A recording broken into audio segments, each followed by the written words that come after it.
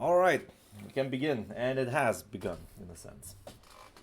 So welcome to Vikala Crash Course, I guess, for beginners, TM, because I'll probably be overstepping the boundaries of saying what is for beginner, what is for not for beginner, multiple times in the same sequence.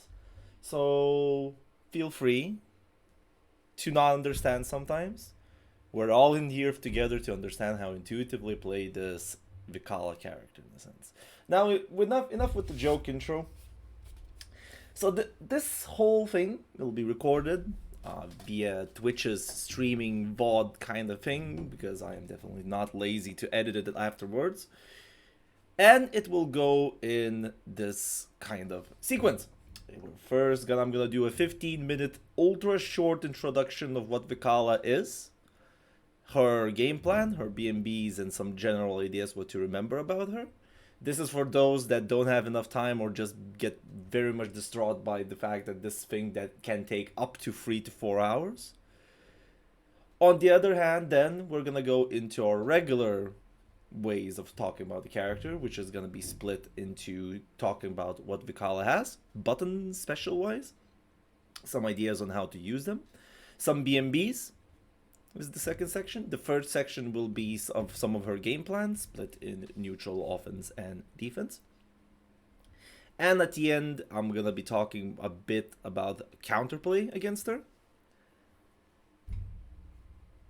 And this is for those that it's needed to counterplay this character. Don't worry. So, without further ado, 15 minutes, huh? So the ultra short part of what is Vikala. Vikala is a pseudo zoner item character in this game, whose main goal is to control neutral with the power of random items in general, and at the same time annoying, quote unquote, the opponent into making mistakes or approaching the situations that you create in the wrong way.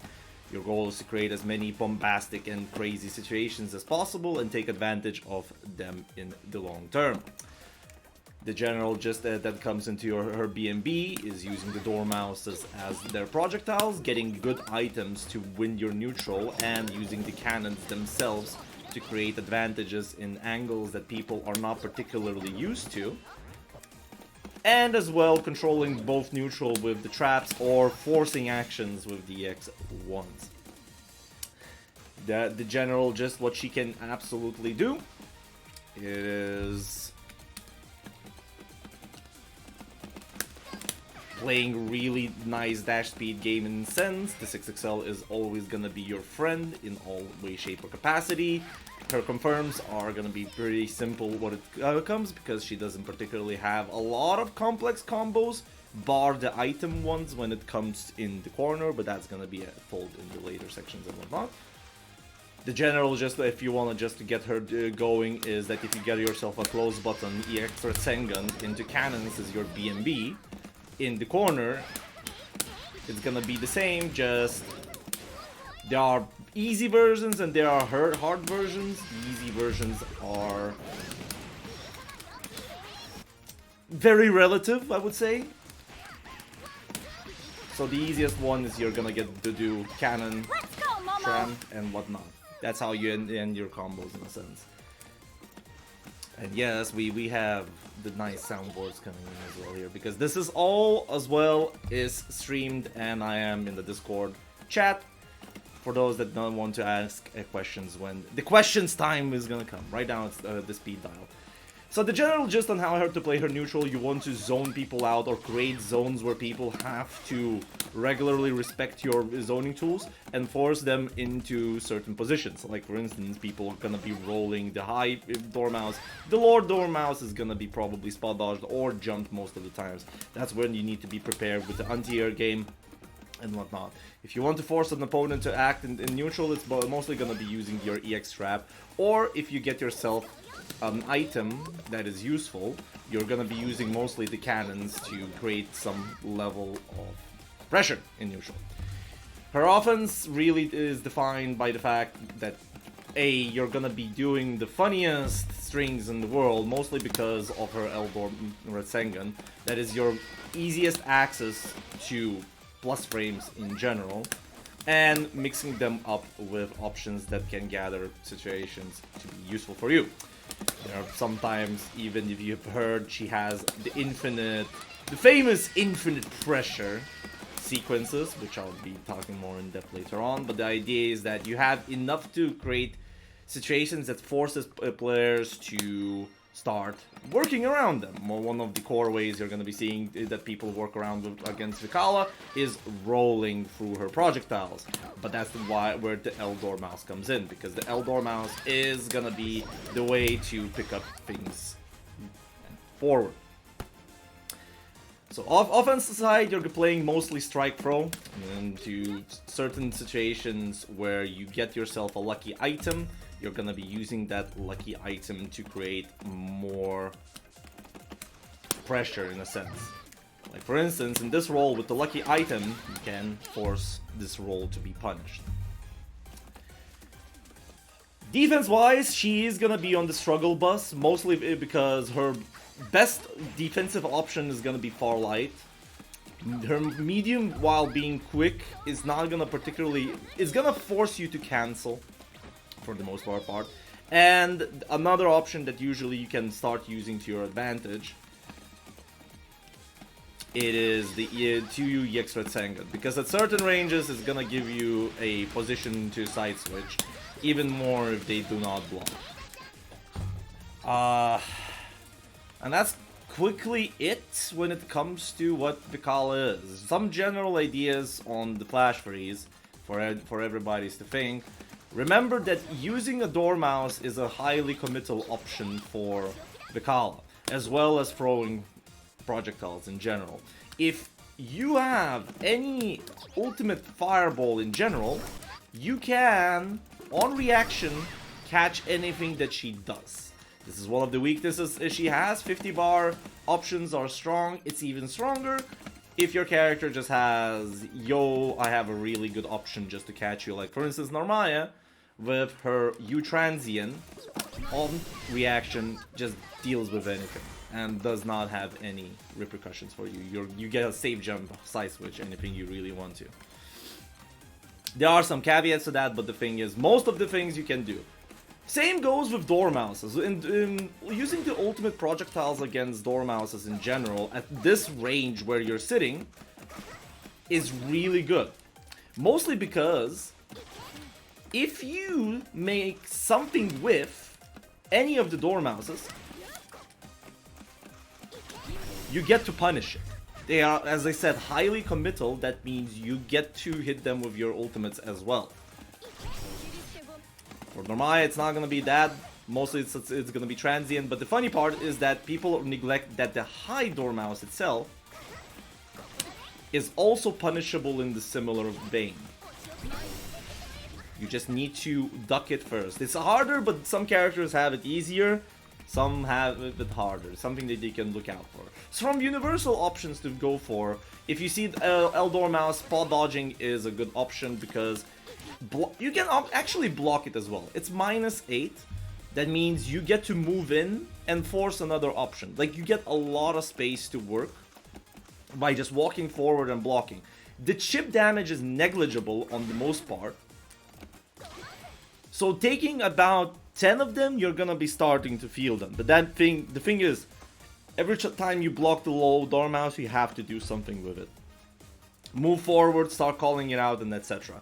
The high door mouse is a lot easier to deal with because A, you can duck it, and when you duck it, you can do some funny, insane situations to get yourself a turn, sometimes even a punish. I'm not the right character, but you get the gist.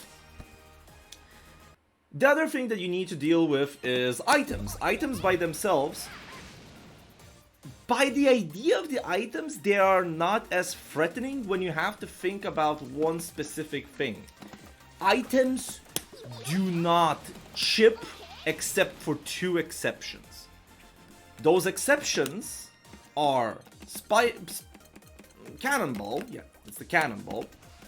The cannonball by itself chips, and it chips. It's basically her plus frames, and it's a chip option for her. But the thing is, because of its move and track, it disappears quite instantaneously. And the idea, if it's used from the cannons, you can't just block it. If you are forced in a position where they come into angle, in your best interest, you want to just to block it. It's just chip damage. So, by the idea is that if you see a Vikala that spams out items in general, she cannot spam them out, mostly because of the nature of how the items work. Because the most threatening items by themselves are rare, and then they have the effect to do so. So, and also the cannons themselves can only throw 2 items, actually 3 if you fire them, if you don't fire them, before they disappear. But usually if you see a Vikala using the cannons, they will probably fire. So just think about it, that there are 2 more items until they disappear, and the cooldown for it is long. And lastly, the idea on how to deal with her cancel pressure is, you want it or not, you have to represent delayed spot dodge or rolling forward. Rolling forward is the best option in most cases, except for one in the corner. This is a counter hit. It will catch you and it will give you... It will basically put you in the combo position. Mid-screen? Mid-screen? It's fair game to challenge with a roll, because it is only 800 damage putting back in the full screen, and then you play the same game of getting back onto her. Right? So that's the general gist. Why delay spot dodge? Because the delay spot dodge deals with most of her cancels, and she has to commit to a very highly specific option to catch you. That being the extra Senga. Because the spot dodge instantaneous on the cancel is gonna punish you here. Here we go. Yeah. But a delayed one will not. That's the general gist. And with that, I think I am 15 minutes... Well, it's a 10-minute, so this is the crash course about Vikala. So let's get into the complex side of the things, shall we? So those that they wanted to hear the 10 to 15 minute crash course about Vikala or her shenanigans, here you go. Now we're gonna go into the same course as I did with Galleon. It is gonna be talking about basically all of her tools, and when we're gonna be scrutinizing them. So let's start with the simple thing. The simple thing is buttons. So starting with Farlight, fairly standard Farlight. It's gonna be, how should I say? It's gonna be your bread and butter in the pressure most of the time. It is +1, and because of the +1 property, the far medium is a frame trap against most of the options in the game. So you are definitely gonna be using it as a frame trap option. There are a few exceptions. One of those exceptions is of course Royal, but that's a different question of its own.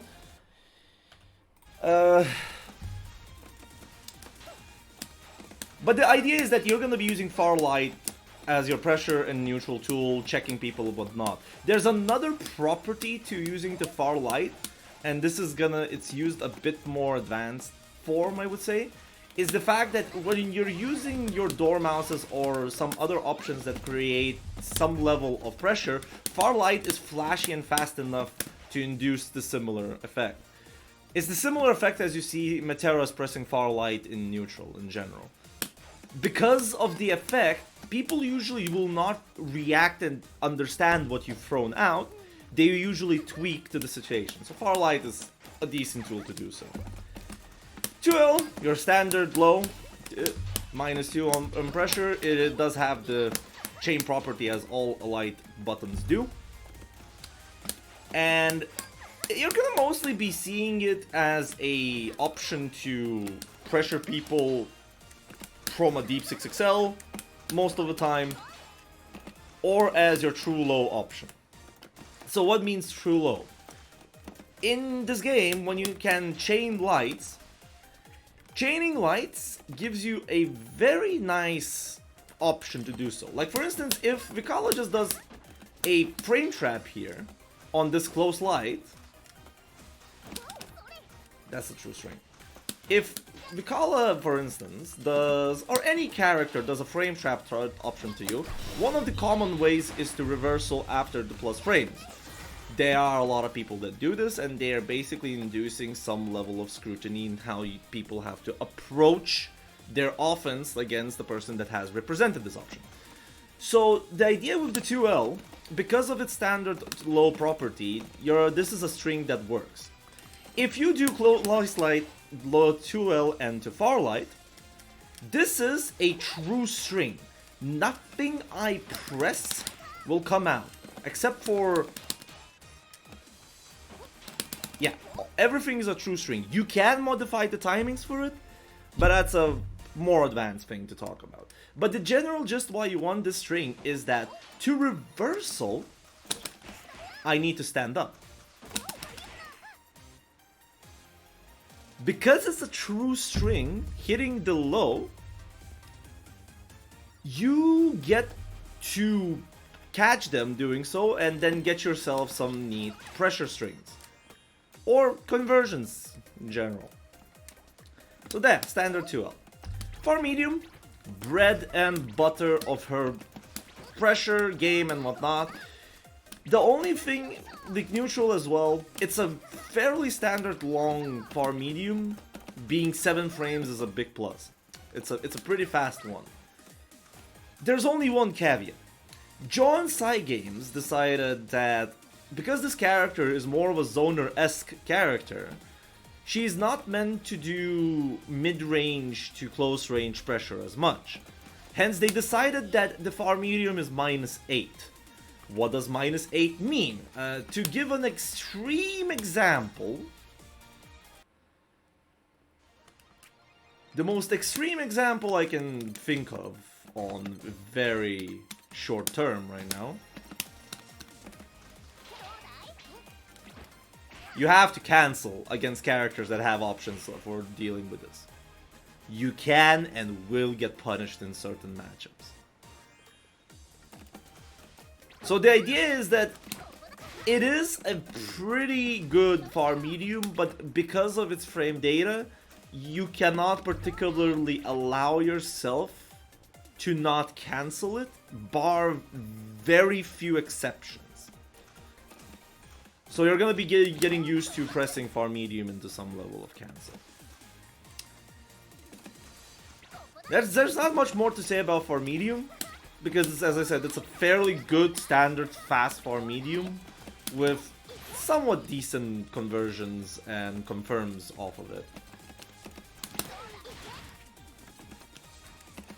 Like L door mouse, if you can confirm them standing, it's the M door mouse. Like, it's gonna be your bread and butter on this kind of degree. 2M. 2M is a monster of a button when you think about it. The properties it has and what it can do is great. It's an 8 frame, extremely fast option that moves you forward. The only problem with it is that its frame data is gonna be -10, which also gives a lot more extreme options to not get punished for this. But here's the catch with the 2M. Because of its property, you can start catching people from pretty far away.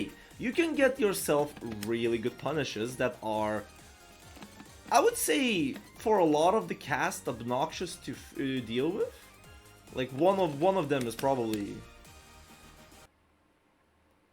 No, it's not this one. Not Andre. Yeah, Zoe. Zoe is a really good one. So Zoe 66H is -8. The general gist, most of the characters that have a 7 framer or whatnot, they will be pressing their far mediums, and that this is most of the times the punish that you're gonna get on average. Like, characters gonna be pressing one button, or if they want to really punish it, Raging Strike, Raging Chain, and they go for something. Now with Vikala, you can do something more elaborate. And this is mostly with the power of having a forward-moving 2M. And with the forward-moving 2M, you can also get yourself into positions where supers will animate as a punish. This is the reason why this button is quite monstrous. It also is insanely good in the corner, because if you are farther away from the corner to get yourself a combo, this suddenly stabilizes the combo itself. Because of the 2M property. You move forward, that means you can get yourself the same conversions from further away. But the caveat is, you're not going to be mostly using it in neutral, mostly because it's highly whiff punishable. It is punishable on block. It is minus on hit, that means you're going to be cancelling most of the times. And because of the cancelling, and by the way, this is a dual-edged sword by the standards of it, cancelling into L Dormouse will pretty much put you in the range to get punished by a lot of characters. And this is not a frame trap, by the way. This is a true string out of it. There are some ideas that you can do, like for instance throwing on the extra Sengen, which is a frame trap option, but at the same time it also has weaknesses, yada yada yada. It really depends how much people know how to deal with her in general. But that's the idea of the 2M. 2M is really good of a button, it just is not a good neutral button by itself. So think of it as a punish or mostly combo fodder. That's gonna help you internalize this button way better. For heavy. Really good for heavy. Usually it's standard for the range. Like, it covers a bit more range than most of the far heavies in general.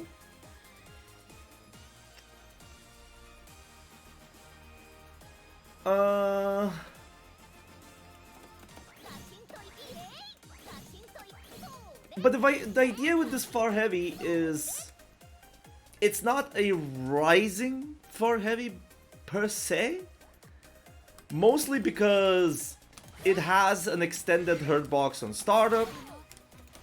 That means some counter pokes will catch it compared to some other far heavies in the game. Like, they decided to give her still extended hurt box on startup. It also,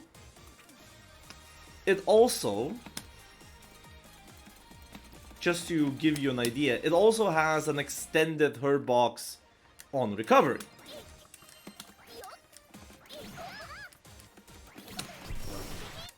And a massive one. It recedes quite slowly. So this button is gonna be mostly used sparingly, but it does cover a lot. And one way you're gonna be using it is as a heavy option in pressure most of the time. 2H. An observant person seeing this 2H would say, holy shit, this 2H sucks. It reaches nowhere. What the fug? And you'd be right. It is pretty stubby. But things could be pretty deceiving when it comes to where it hits. It has a really good anti-cross-up hitbox. But the only idea is that it does not hit high enough. So you're gonna be having to deal with pressing it tiny bit later than most anti-airs you can. It's not as massive, like for instance, say... Same, Zoe. Zoe's 2H is really good. With some caveats, of course. It's not gonna reach the skies and not protect the skies itself, but it does its job. The only caveat from it being, how should I say, a bad anti-air in a sense is mostly in line with her toolkit rather than the button itself. Because you genuinely have very inconsistent anti-air game. There are some cool combos that you can do, like for instance this. But there are combos that sometimes you just give up, in a sense. Like for instance if it's a non-counter hit one. This is the best that you can do that doesn't even connect into anything afterwards. And it really depends on how high, how tall, far away, how the hits are put and whatnot. It's like, it is a game of, if you really want to go for this anti-air, you might as well be prepared for anything that can come from it. The most consistent anti-air you're gonna get is cannons. Cannons always confirm.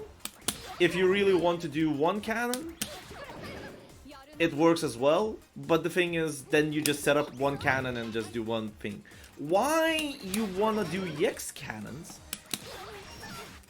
Oh, hey, the EX trap as well works. I'll get to the combo section and I'll show you how it can be funny with this. Cannons gives you something to work with.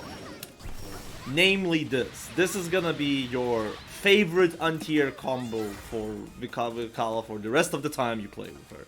And I'll show you why later. But that's enough about the 2H. Other than that, 2H has a tiny bit more hit stun.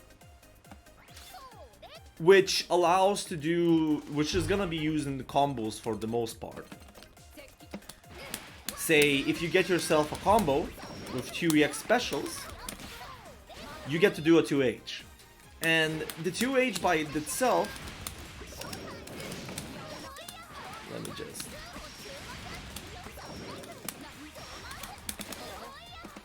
allows... Man, rigid right now.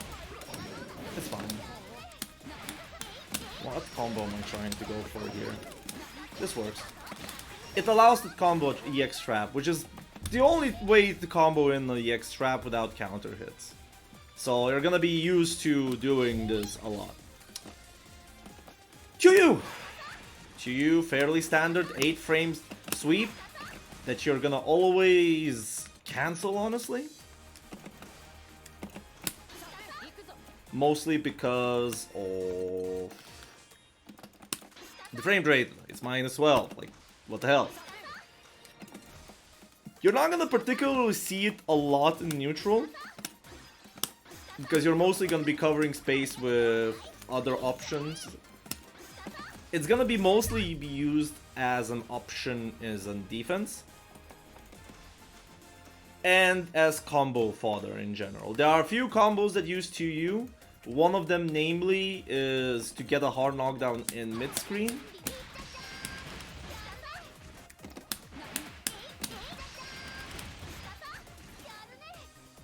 Which you can do whatever you want with it. And it also gives you a safe jump. All of this is the super jump. That's about it. The 2U is just simple as that. I'll be talking about combos and her set play and defense later on, what you can do with it. It's just, you're gonna be pressing it as a defense option most of the time. Close buttons. Close light. It's 6 frame. It's on the slower side. Because of the 6 frame option, it is gonna make few cases annoying. Some of them are cases that you have -5 as on block. For instance, EX Awesome Sauce for Lowain is -5 on block. So you're not gonna get yourself a button. The best thing that you're gonna get is a throw. This is the weakness of the character with these kind of buttons. There are other caveats with the 6 framer, namely when it comes to safe jabbing, but that's a different topic than the crash course it needs to be. It's gonna be your go-to pressure tool in general. You're gonna be staggering a lot of close lights, and you're gonna be happy about it. Other than that, it's fairly simple. Like, it's a close light. It's a Grand Blue close light of being a +4 quick option in general. Close medium. Close medium is a -4 option. Pushes outside the throw range, so that -4 really doesn't make anything for you. The idea it is a multi-hit is worrisome because you cannot do counter hit into, you know, close medium counter hit and do things with it. But what you can do with the close medium is it is an insanely good fuzzy option against certain vile characters. Like for instance, Metera. Metera really likes to do in pressure a TKEX arrow to catch you fuzzy taking. But with this, you cover so much vertically up that you can get yourself whatever you want with it. Usually at this height it's not gonna happen because Meteras are gonna do it from way higher up, where the close button is not gonna work. But the close medium, you bet your ass is gonna work. Most of the time.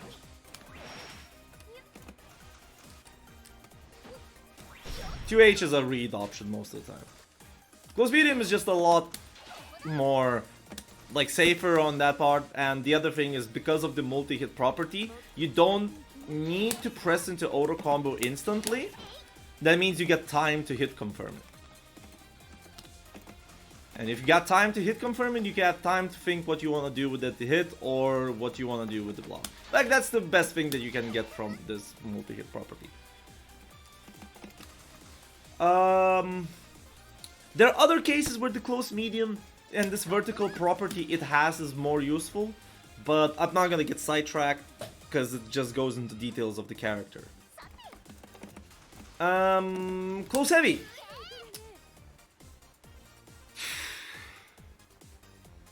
Side games. John Granblue. Why is this 11 frames? Okay, enough ranting. The idea, this is a slow close heavy. A slow close heavy that is also punishable on -6.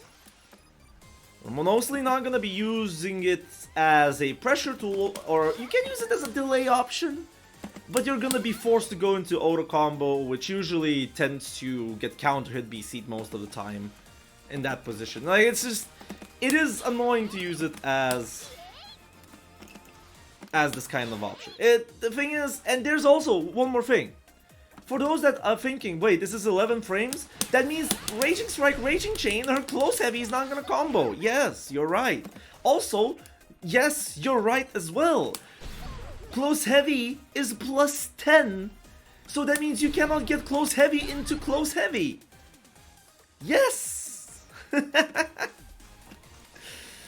So the idea is that you're gonna probably get it on the crouching option only, so congratulations, that's your best counter hit. Otherwise, you're gonna probably get yourself a close medium off of it. Like, it's not a bad close heavy per se as well. It's like active as hell. It's just... But the thing is, also with nice proximity, you're gonna be using it as a good delay option from certain ranges. Like, that's fine. The issue is though, is that you might as well opt to staggering with lights or mediums if you're gonna go for something delayed. So you're gonna be mostly seeing this as your highest damaging button in your arsenal. And even then, this does less damage than average with all close heavies. The B button tends to be slightly strong. Additional inputs provides unique movement on. What was that? Anyways.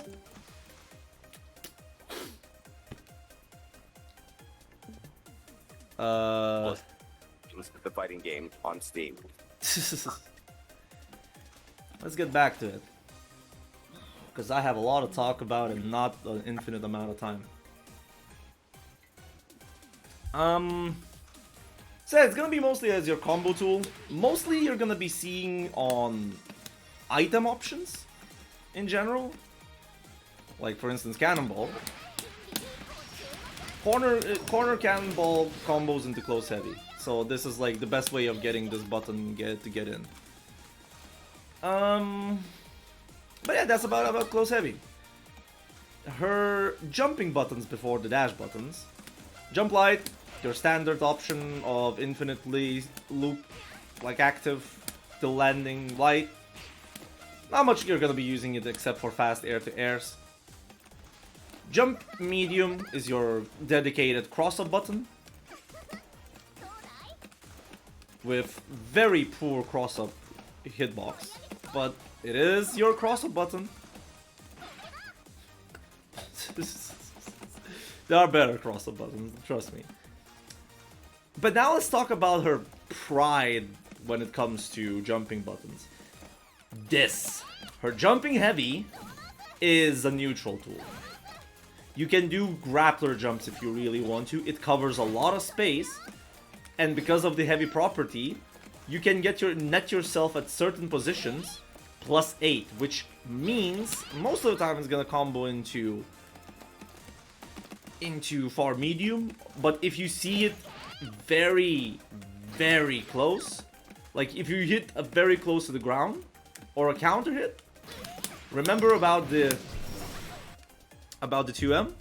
That's very helpful in general.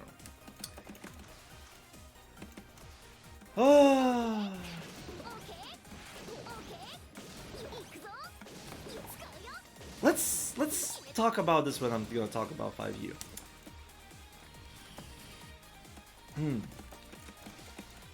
Dash buttons.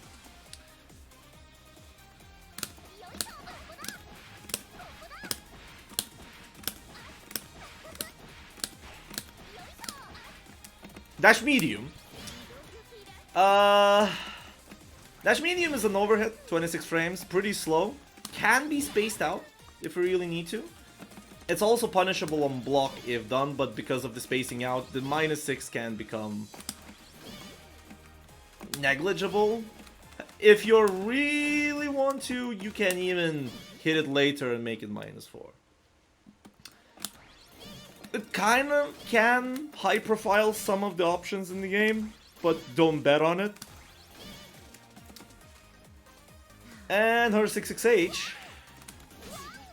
Can you grab it? If I remember right, no.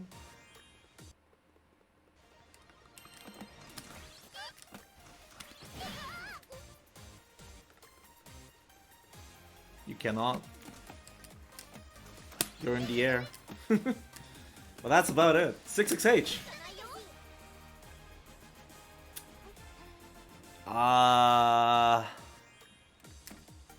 66H is a -4 forward moving big button that honestly, the purpose of it, you're not gonna get any combo off of it. You're gonna cover a lot of space with it, sure. And in mid-screen even, on counter hit, you're not gonna get much out of it.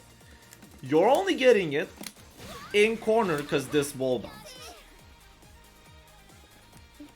It only works as a combo starter with counter hit in the corner, but most usage you're gonna see with the 66H is quite literally gonna be in combos. One of the combos is with bomb.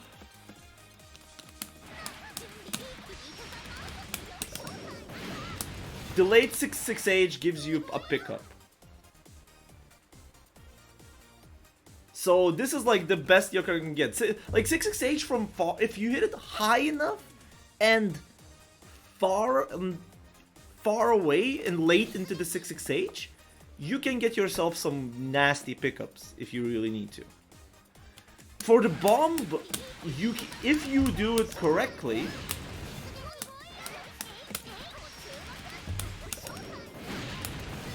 you get a 2H into doing whatever you need to. So it really depends on the timing when you hit it. There are certain combos that guarantee the same position that you can get the hit in. Some don't require delay. For bomb, it requires a delay. But that's about it. So by the way, if people missed the joke about 6XL, congratulations, you came to the Rising.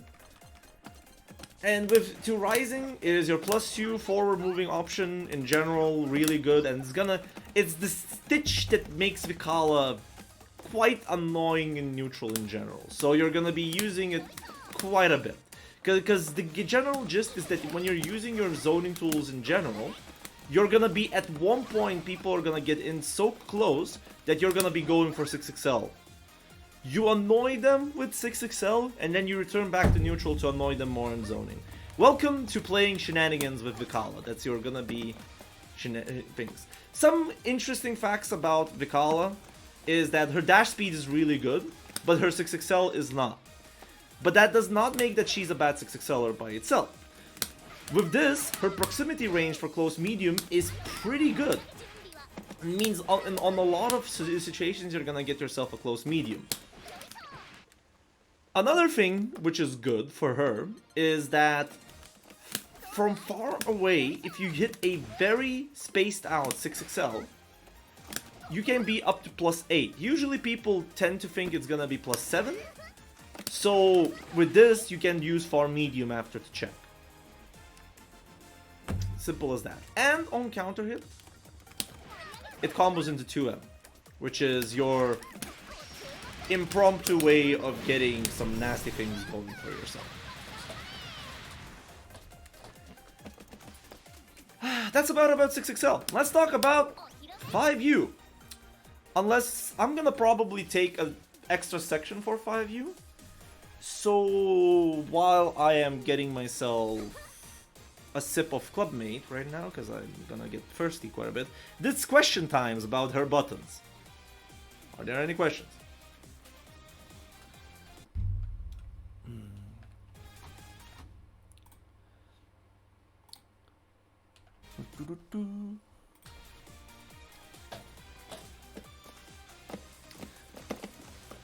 Because 5U is gonna take a bit.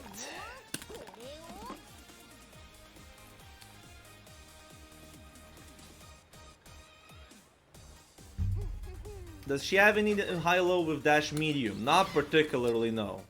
This is a 26 framer. You're basically using this to catch people off guard. It has very, very, very similar applications to Zoe's dash medium, which is also a 26 framer.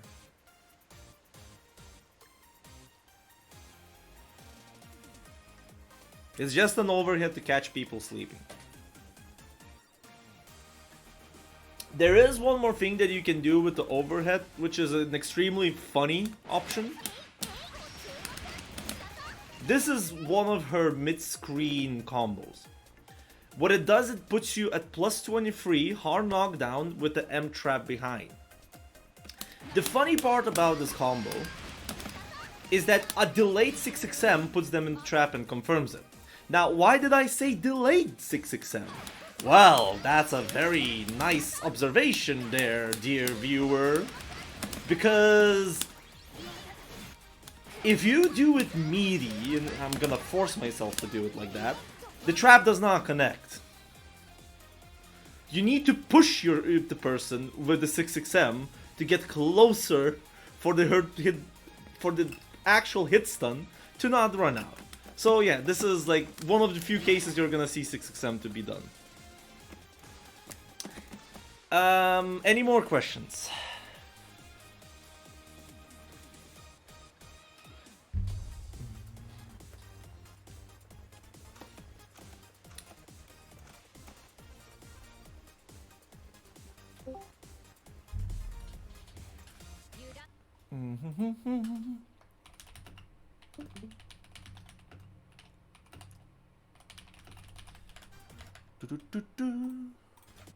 No questions?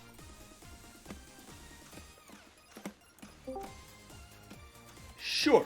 So, let's get into the fun fucking part of this crash course. And for that, we'll need some peace and quiet. Jokes aside, her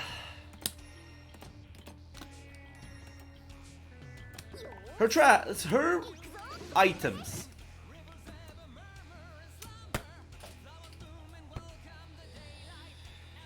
Where do I even begin? Let's begin with the simple things. When you press 5U, you conjure an item that is showed on the item wheel. Right?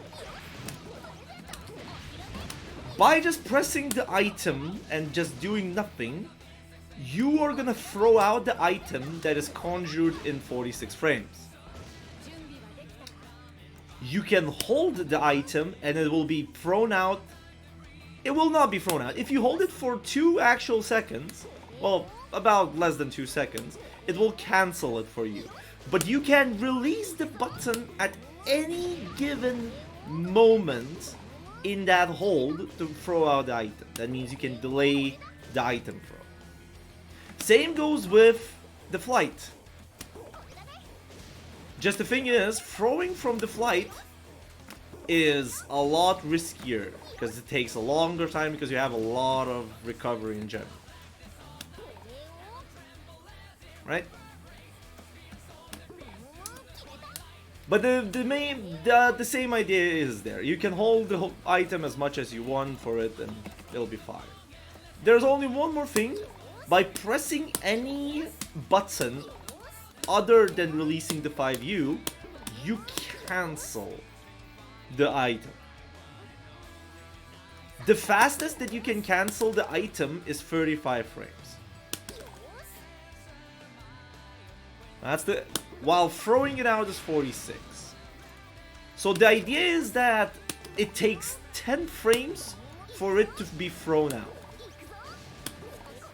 And it takes 35 for it to be conjured at the minimum. So that's one. Now, it is her bread and butter. Basically what defines her is her items. I'm not gonna go into stuff like there are chances of items already written somewhere. I don't remember most of the time. But I'm gonna go in order of most common to rarest. So, ball. Regular summer ball. This is a very, how should I say, weaklish item by itself. Mostly because it is -6 from point blank. You can hit it later on to become plus a million. Alright, there's one more thing I forgot to say about the items. By holding back, pressing 4U to start the thing, you'll do a high arc throw. Same goes for 5U in general. Like, you just change the arc the item gets thrown. There's a reason for this to happen, because when you have 2 cannons like this, to throw an item into the lower cannon, you need to use the regular one, while to throw it to a higher cannon, you need to use the forward. Other ways you can do it the same with jumping if you need to hit a high.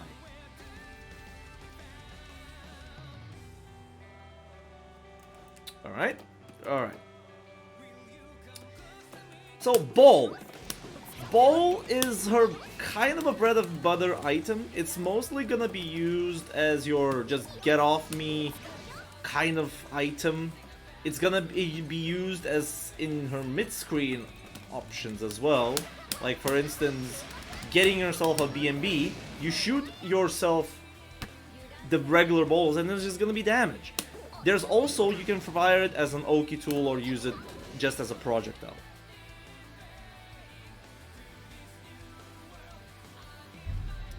It takes 35 to conjure the item. It takes 10 to throw the item. Well, 35, 36. It gives a 1 frame leniency for you to cancel it. In a sense. And because the thing is, the 10 frame rule is active when you're delaying the button. That means when it's already conjured, throwing it is a fast option.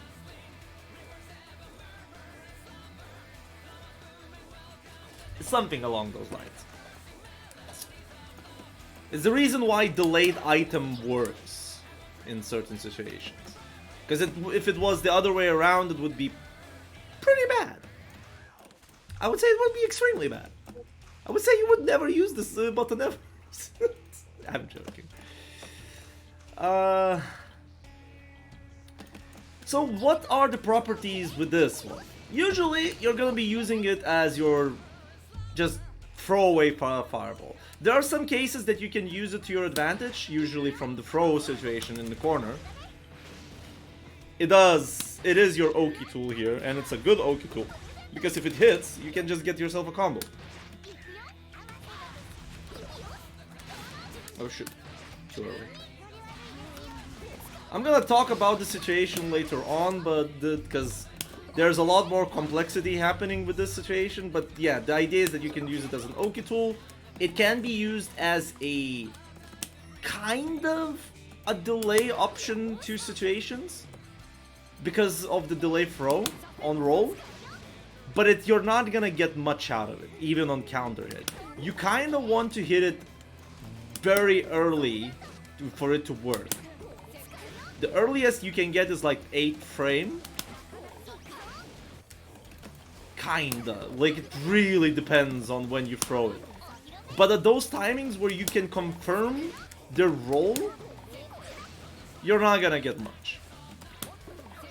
You kinda want to throw it earlier when you're thinking that the roll is gonna happen.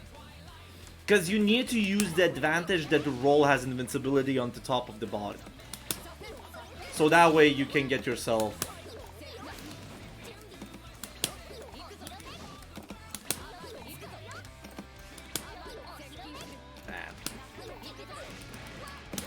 something like that.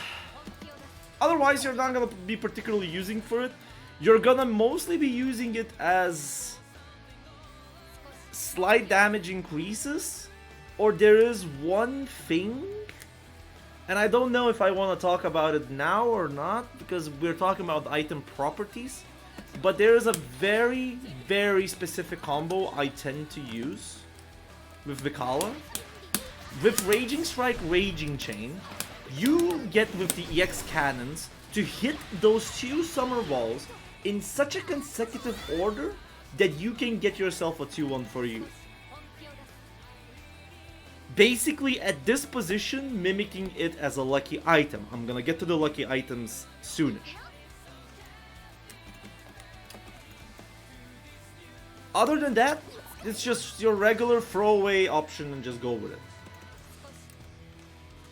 It's really good to throw it out in the cannons if you're fine with it. And one thing that's really good to use this is if you have an angled cannon, you shoot it as an angled projectile. It is extremely annoying to deal with this angle. So you want to use it for that. Bomb! Actually no, the other one that is... Wait, this is 40%, this is 10, 20, so already 70, 80, right,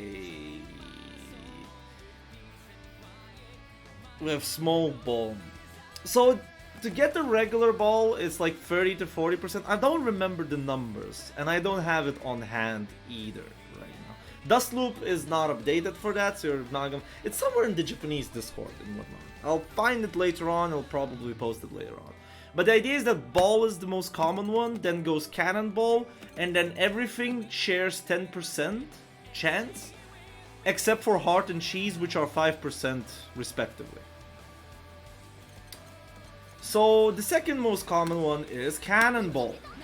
Cannonball is literally Summer Ball but enhanced. It is better in any way, shape, or capacity.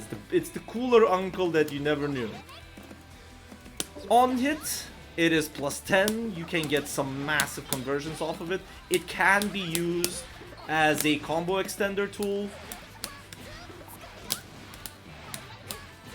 It can be used as a really powerful long range option and plus frame galore. It is plus on block.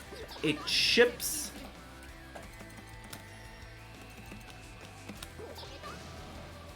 It's plus 6 on block, and it's really good on those crossover shenanigans. Because then you don't need to confirm it. It's usually gonna be a close heavy to get off of it. So Cannonball is extremely good. It's also one of the first lucky items that we're gonna talk. So what are lucky items? It is gonna be used only for one specific situation to determine what's a lucky item. By general sense, it just tells that this item is just stronger than anything you're gonna get from your pool of items in general. Hold up. I got a thing to ban. Here we go. But there's another catch why it's a lucky item. It's a lucky item because it is one of the first items that gives this. Remember when you finish with the cannons and you get to do... With regular ball is just extra damage and you get to shoot Oki out of it. Now, here's why I consider this a lucky item. A lucky item means shooting it from cannon gives you to link this, the ultimate Dormouse, which is your bread and butter to get Oki. You do not get Oki in any other way except for the 2U in mid-screen. This is what you want to get most of the time. So hence, lucky items, it does not matter where it hits. As long you get one of them hit, it's gonna give you enough hit stun to get yourself a 2-1 for you. Except for a few caveats, which is mostly attribute to Spike Ball and Star, which we're gonna talk soon. This is how you think about the lucky items. So let's talk about the other lucky item, which is the 10% Bomb. So Bomb has some interesting perspectives to its properties and whatnot. So the first property is that in 3 seconds, it explodes from being thrown out.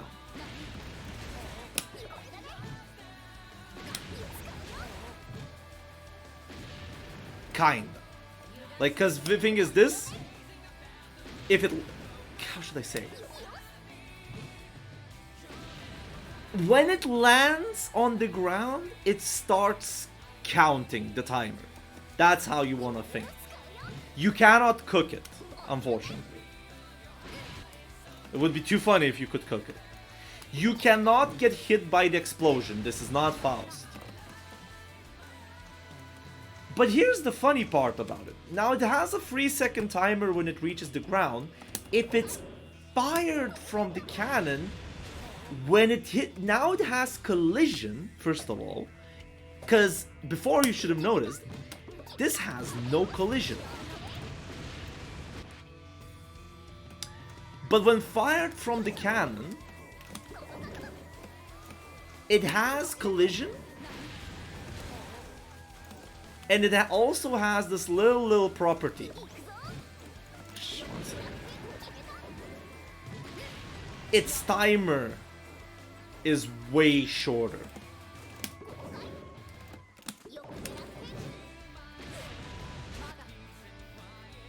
The thing is, its timer does not start from the ground, it starts from it being shot.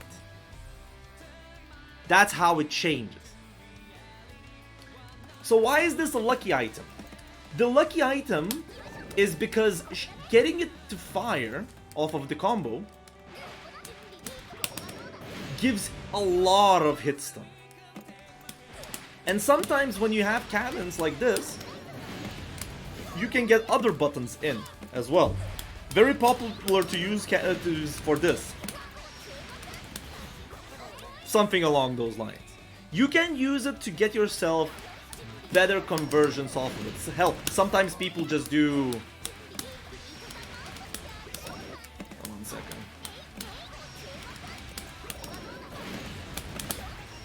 I am too far away. This is a hard combo, but you can do this with cannons. Or something like that. Bombs, but the thing is, as a lucky item for the 2-1-4U itself, you have to add delay to it, because if you hit it instantly, you're gonna whip most of them, because it just fires upwards. But that's about the bomb. There are a few cases that you can use bomb to your advantage, like one of them is same with the overhead and get yourself combos going because of the delayed property. But one thing about these kind of items that are persistent on the screen is that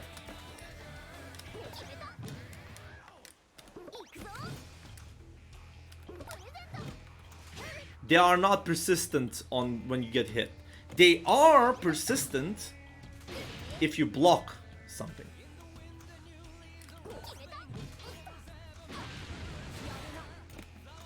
So that's one thing that you have to be careful when you're using these kind of options in a persistent way.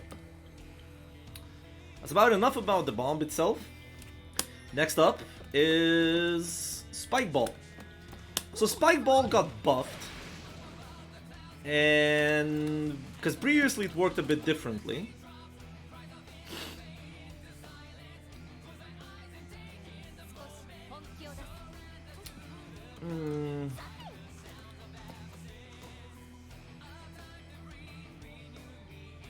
What to tell about Spike Ball? So the Spike Ball by itself, it rolls by the ground.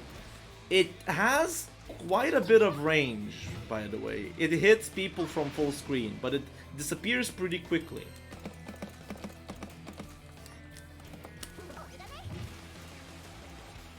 Off the screen.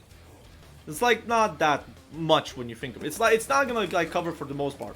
But it is a lucky item, mostly because you get, if you hit both of them, because of the delayed hit stun, you get to do 2-1-4U. But there's a caveat to this. Both of them have to hit. Because if I delayed here, it would have not hit.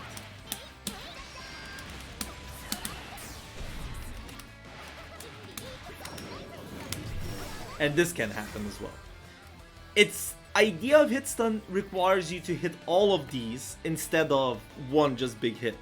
Hence why some of the combos for the 2-1-4U are gonna be way different. You can't, you know, just willy-nilly just use these. However, it is a lucky item from another side. It's one of the two items that I would say, if this chipped, it would be extremely messed up. This wins neutral for you. There are not a lot of characters that can safely ignore or mitigate the Spike Ball. Let me demonstrate. Your regular Shoro. I need to do it the other way around.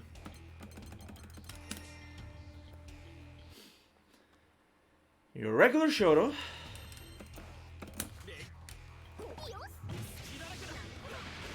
It goes under a lot of fireballs.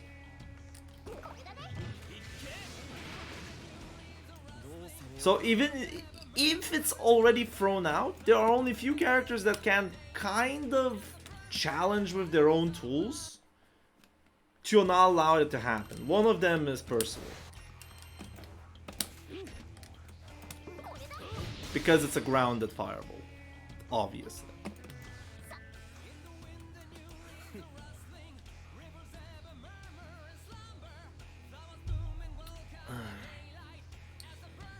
But other than that, if you get to throw this out, you just run with it. And because of its block stun, you can push people out of the block stun to delay and make unique frame traps if you have time.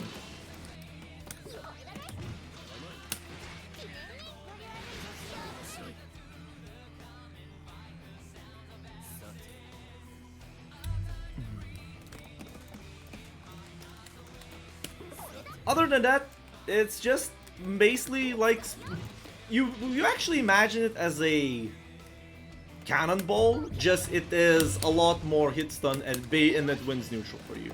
If you have capability of throwing spike ball,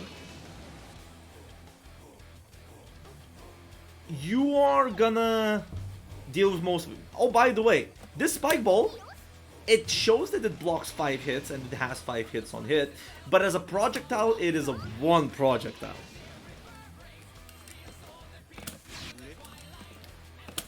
Oops. What am I doing?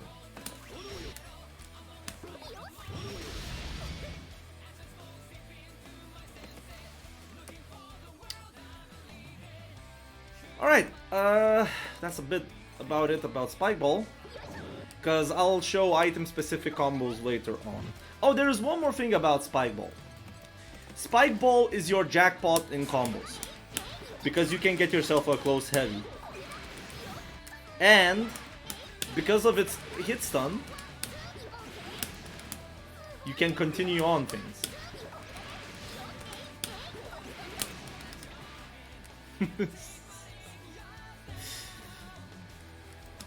And you can do it for quite a bit of time. Like 2 spike balls is good enough.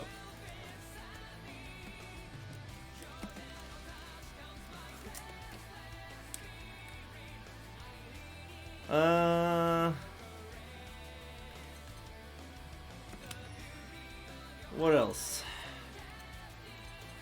Alright, before the cool item that everybody knows and loves Vikala for and absolutely has a blast to have it, let's talk about the bad items. I would say waste of space kind of items. And I'm not gonna hide my opinion about this, because I genuinely, with all my intentions, cannot give you good ideas how do you use these items. Smoke bomb. This does not have collision. It's absolutely, quite literally, does not hide anything. You can't even hide an overhead that well.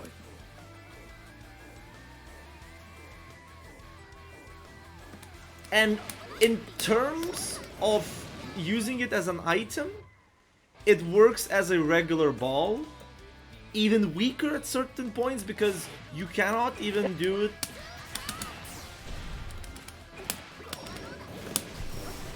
Well, you can do it like this. It's basically equivalent to a regular ball when it comes to you being shot from cannon. Otherwise, it is useless.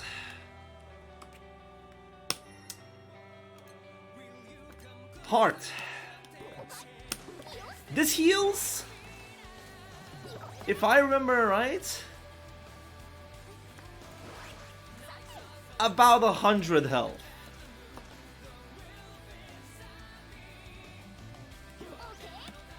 It heals nothing. It, well, 100, maybe 250. It's somewhere around those lines. It's negligible amounts of healing. You are probably never gonna throw it in the way that it matters to you, because you have to run forward to get it. And when shot from cannon, they decided to double down. You can shoot from the cannon. You can get this little funny combo, but the thing is, due to how they coded this item's hitbox and hit stun in general, because it has quite literally no hit stun.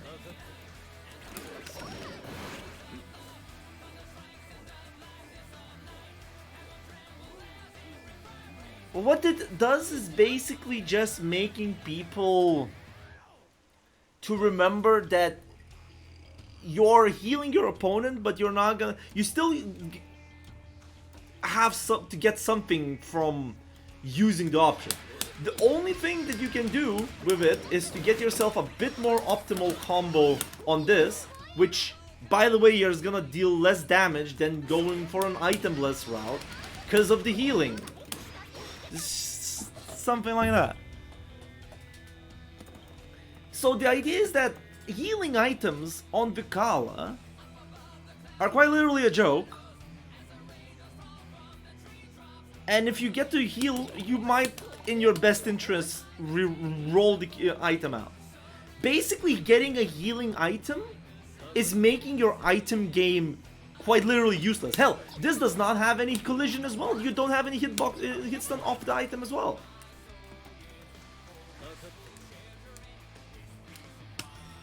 Cheese is the similar idea.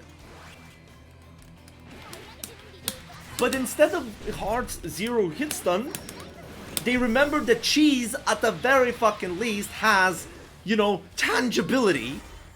So you can get yourself a 2-1 for you combo off of this, and it is equivalent like getting hit by a ball. Issue is that you're giving 10% bar for that.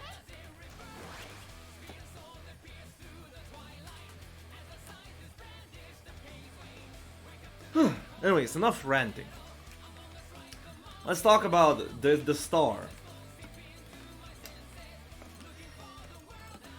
The star of the show, the star.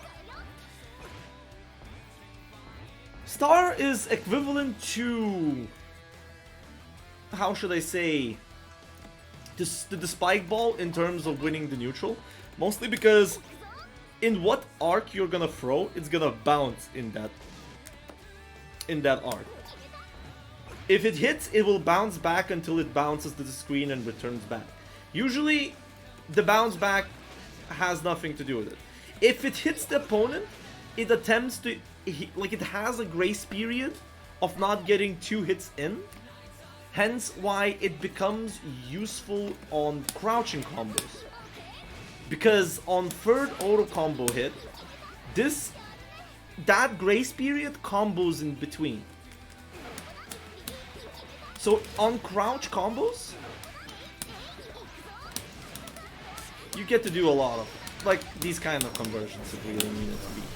It's also a lucky item, as I've demonstrated, but the thing is you want to hit both stars, and both stars need to hit twice.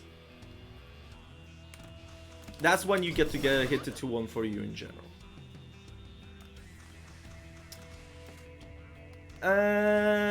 Now when shot from cannon, depending on the angle, it still hits twice. But there's a little funny thing, by the way, about it. If the star bounces back to the cannon, it will fire it out with the same amount of hits it had before being fired. That means if it's 1 hit, it's gonna return back and be shot with 1 hit remaining, because star needs to hit twice before it disappears. With one exception. If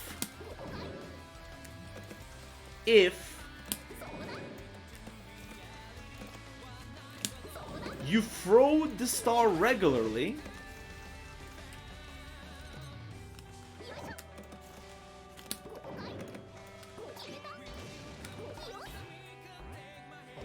it will return back. Oh no, never mind. Wait, it did change this? They did change this. Before the change, I think, you did get 1 star back and it would be a free hit star then. But this situation happens so damn rarely that nobody really bat an eye. Why did they change this, man? Madge. Anyways, the rule then applies. That how many stars had hits before it got fired, that many times it will have. It starts with 2, it hits 2, and we go with it.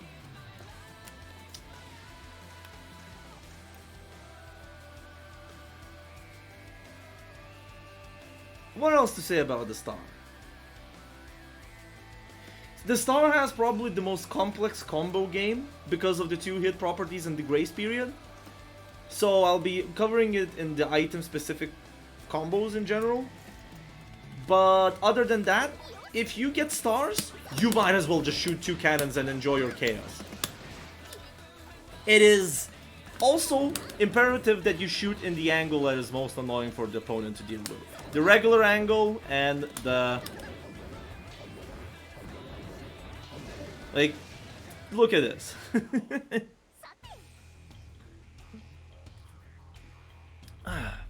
Alright. What else is there to say?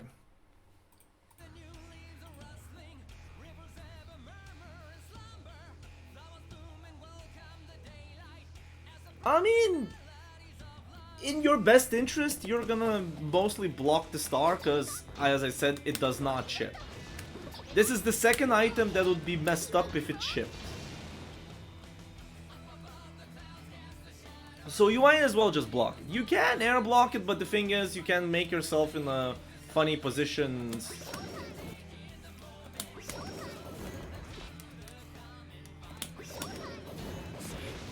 But it can catch you while jumping, and that's not what you want. I guess it's just blocking it out is your best bet.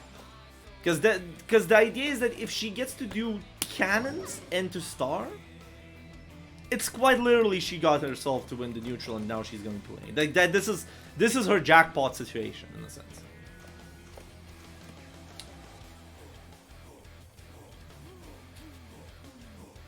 Other than that, there's not much more to say about the star. It's a chaotic tool that you're going to be using quite a bit in neutral, and if you can get yourself to use a lucky item in neutral, you should.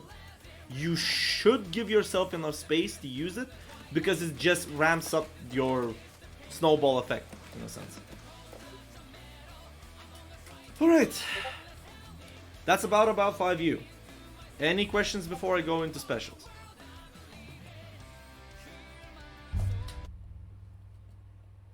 How much? I only covered her buttons right now. It's been an hour. Oh my god.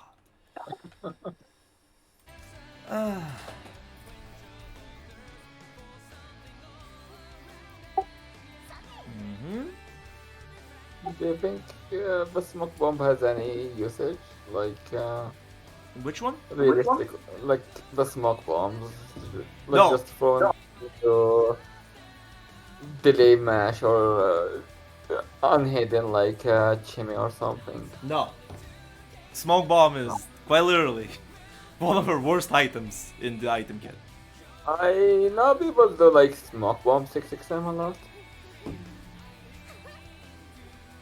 Like from cannons or something, I don't recall.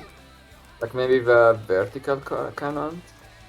I don't find use out of it. As I said, this is mostly how you want to think about the items. If you find a niche situation for the smoke bomb, feel free.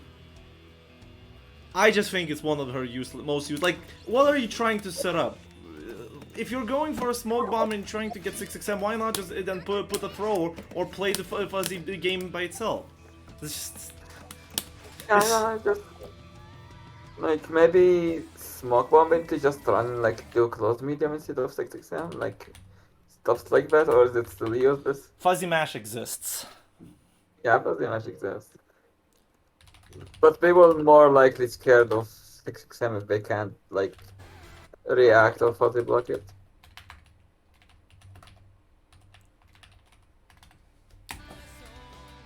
Alright. Okay, previous question. Fixed. I don't know about the 5. Like, okay, you may think about like, oh hey, you have yourself a position where you have this cannon, you throw the smoke bomb that is like gonna hit somewhere, but then you have to understand it creates a smoke from where it hits, and yeah, sure, you're gonna try to get this kind of overhead. The thing is, this barely creates any plus frames for you to run in and do the 6xm. Usually, I've seen people just mashing out on that situation. A lot. Like, what's stopping them from the risk reward? If 6xm did not send the person into stratosphere, or maybe on counter hit you could get something, which you do, if I remember. No, you don't even get it. You don't even get anything for a counter hit as well. Then maybe you would go for it. Otherwise, this is quite literally knowledge check, keep people sleeping kind of tool.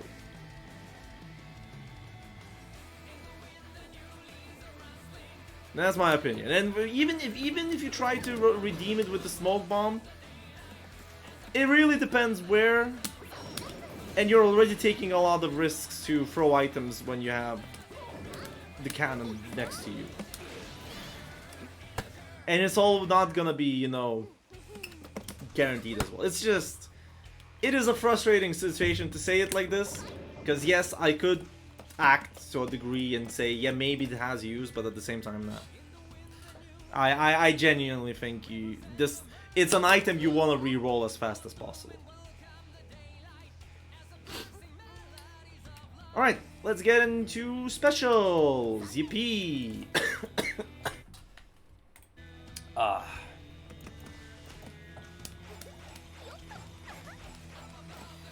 So let's start with our B&B.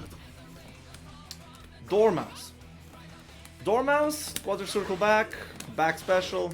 It's gonna be your B&B option to throw anywhere. It's a zoning tool, per se. The high-low, the low does not reach fully, but it is impervious to rolls. Because it hits low enough.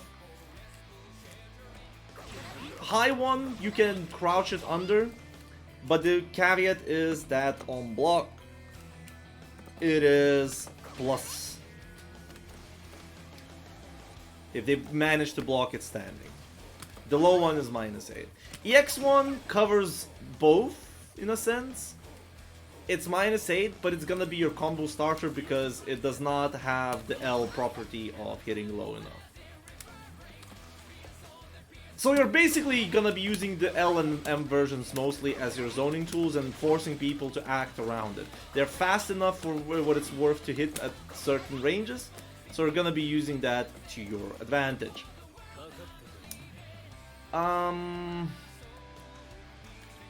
DX1 is mostly gonna be used as a combo tool from farther away to get yourself some combos going, in a sense. Ultimate version is your go-to hard knockdown. You want to get this as much as possible. It's also an anti-fireball. It goes through fireballs. Vikala has 2 of them. This is one of them. There's also one little caveat though with Dormouse that I have to address it. It's not a projectile itself as well. Dormouse is a strike. So what does that mean? I'm pretty sure a lot of people already seen the situation, but it clashes with other strikes of similar level. That means certain matchups will have ways to get in on by forcing clashes. Also, there are Hapistons clashes, which are funny by itself, but sad in the long term. It clashes with far heavies, usually. It does not matter which Dormouse you use.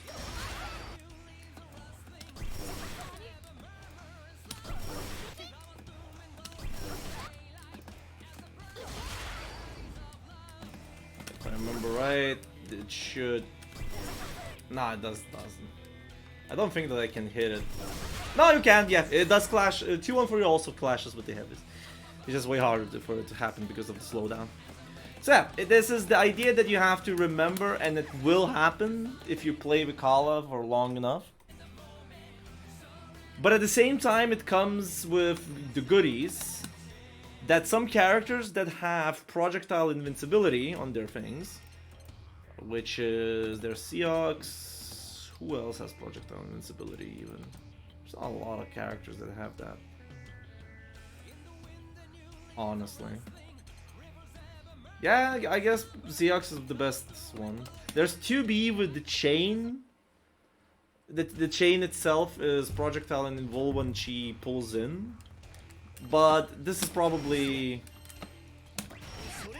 Wait, do I have my charge inputs? No, I don't. I'm just bad.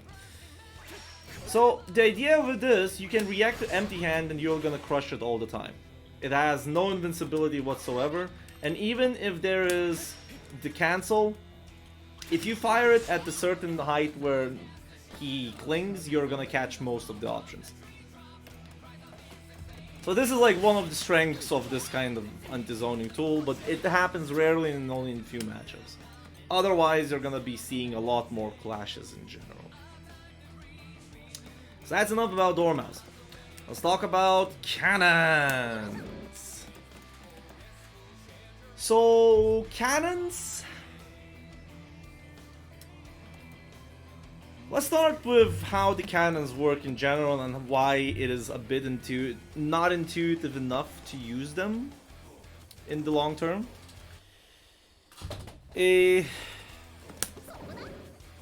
L version makes a straight angle. It's like a line towards front more than upwards or down. If you hold the input, it's gonna be put in the air. The M version puts angled towards the ground or towards the sky more, and the regular version is on the ground, and the held version is in the air. EX ones, if you use just the regular version, it's gonna be angled towards the side, but if you hold the input, it's gonna be angled towards the sky and ground. This is the one unintuitive thing about her inputs that you'll need to work with, but I'll be saying one thing. You're not particularly going to be using this as a pressure or neutral tool as much. Most of your cooldowns are going to go for EX, because it just doubles the cannons instantly. And cannons, when you do the cannons, it conjures the 5U, so that means whatever you have conjured in the next tab, you can fire it. If you do not do anything, you basically don't use it. And because of how it works, it rotates your item.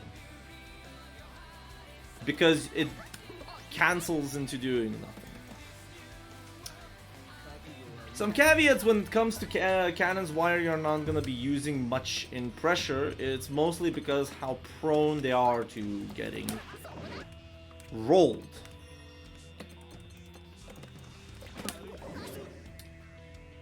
And that's bad.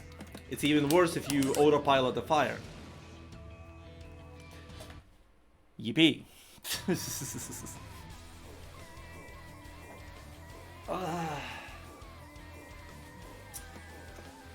But other than that, it's gonna be mostly used in cannons.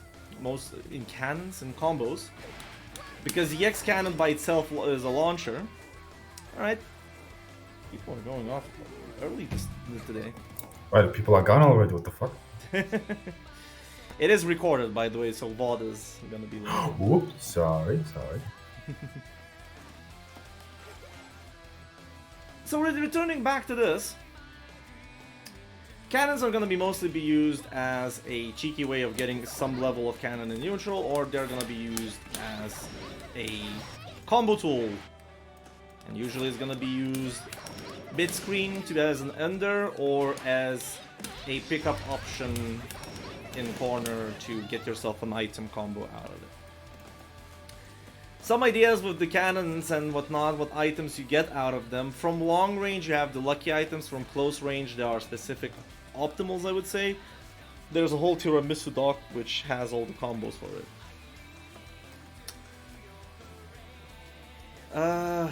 But that's about it, the cannons. The cannons are... The complex part about the cannons is that it does have 3 times to be fired an item.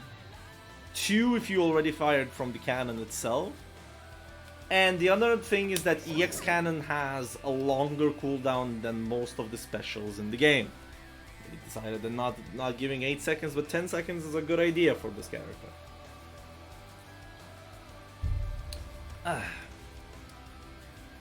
And what is left? What is left? What is left about to talk about the cannons?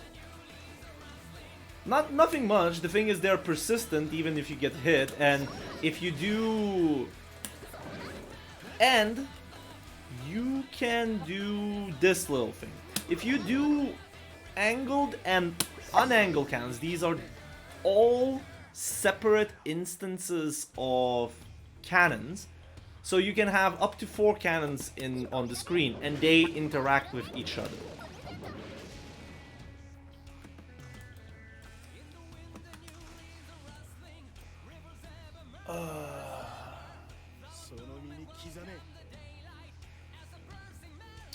Other than that,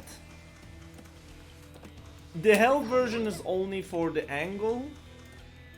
And also there's one more thing with the cannons, and this is a very small thing that usually you're not gonna see most of the time. If there's a regular fireball,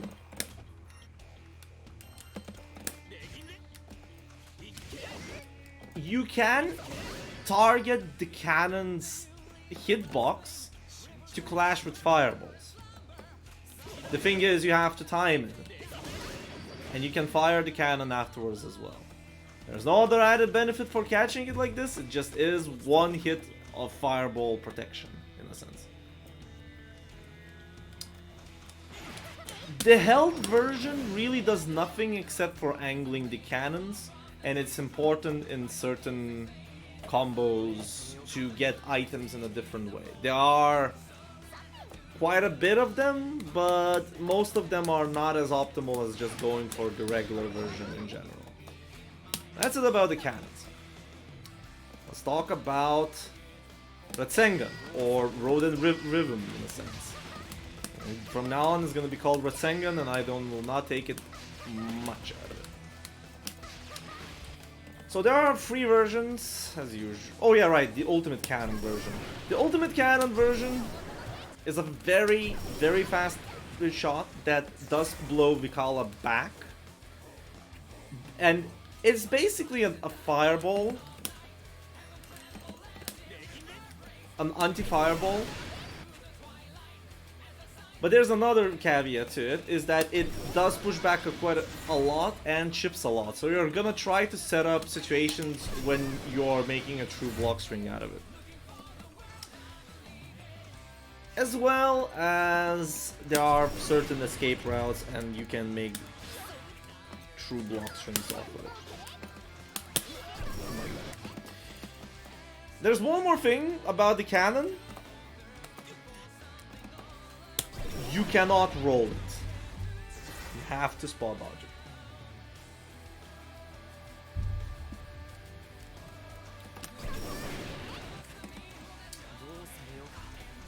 But yeah, that's that. Rasengan is her actual projectile that has the projectile properties by themselves. It's a short-range throwable object that, when close by, it is -8, but because of how active it is, it can get to ludicrous amounts of plus frames. It basically can start your pressure.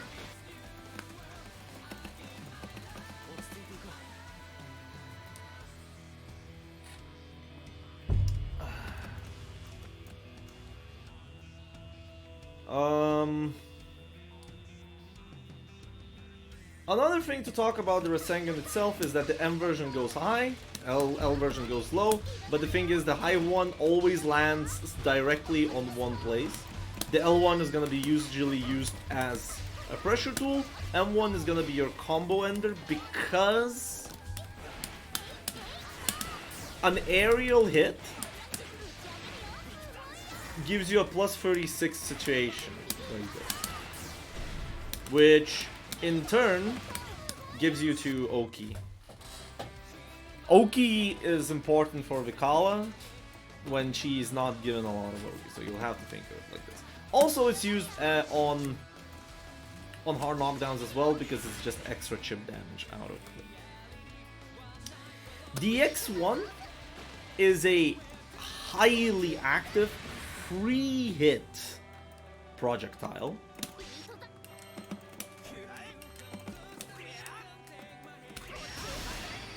can clash with those situations. It is way more committal than most of these kind of fireballs. So even if you throw it at the same timing, you're not gonna get most of it. So even if you press it early, maybe then you can get out of it, but that's just using the cooldown. Most of the times you're gonna be seeing it as a combo fodder tool, because on hit it's +8, which allows to use the 2M.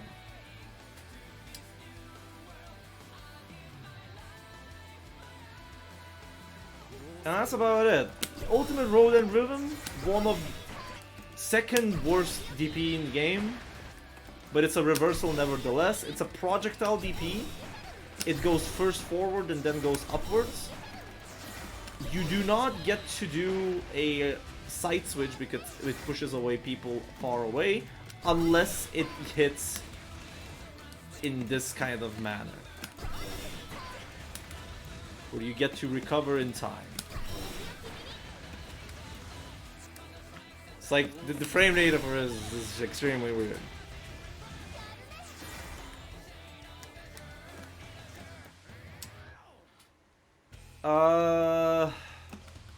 That's Rasengan. For pressure options with Rasengan, you're probably gonna get yourself this kind of idea happening most of the time, or from far medium to get some plus frames.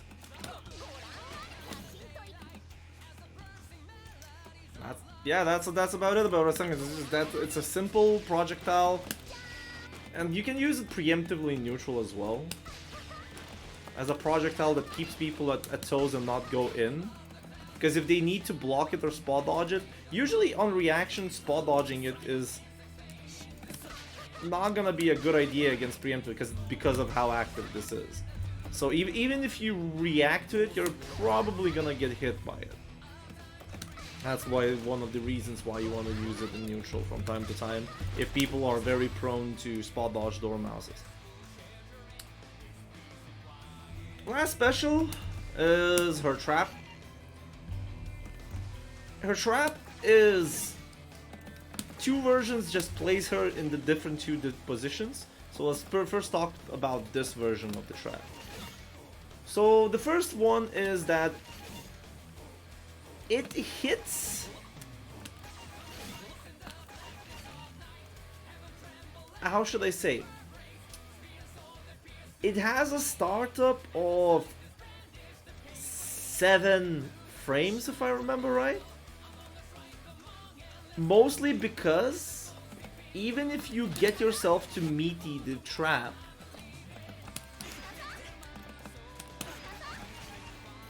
it takes a bit to activate. You cannot particularly meaty with it. It's the design of the traps themselves. So the idea with it is you can destroy it with... It's destroyable by a lot of options in this game. And it's not forced to be destroyed with low hittings. It has quite a bit of a hurt box there. And because of the startup itself, any active option will deal with the trap.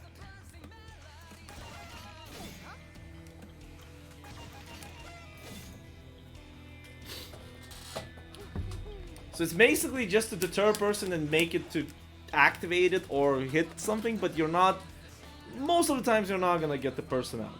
So you're gonna be using it as a cancel option or as pressure reset option. Yeah, there's a caveat to it.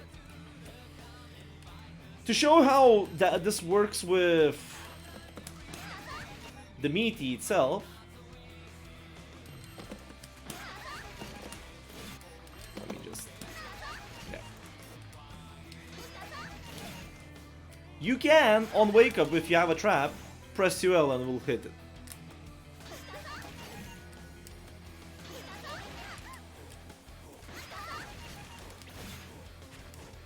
But the thing is, it's gonna hit at 7th frame.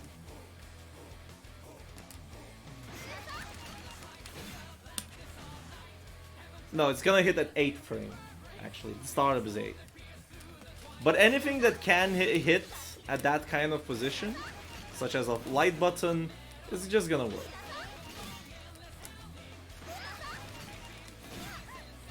Hell, sometimes you can even avoid it.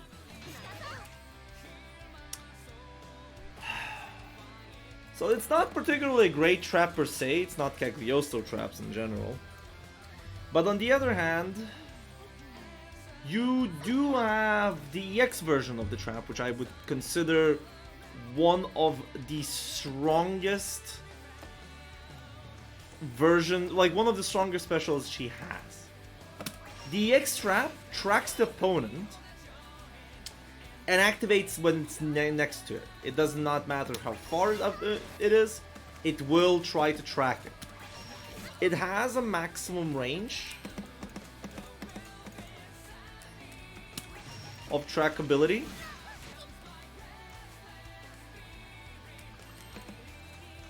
I just need to somehow...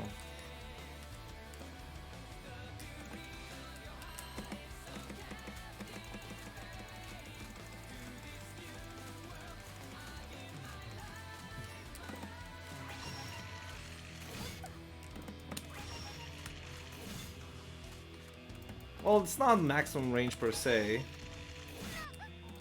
It does go as much as possible, and usually it's gonna just activate if there's in axis the opponent.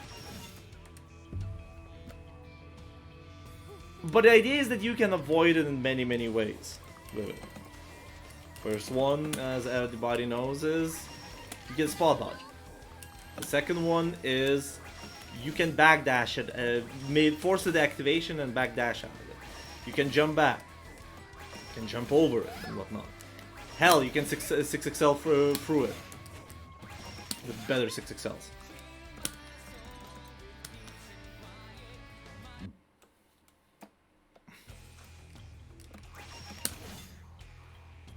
Why is this important?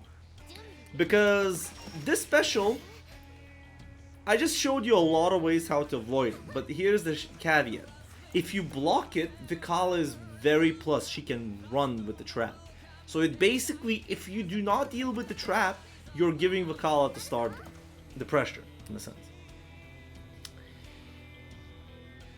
And this is where it lies the strength of the special. It forces an action from your opponent. Because of that action,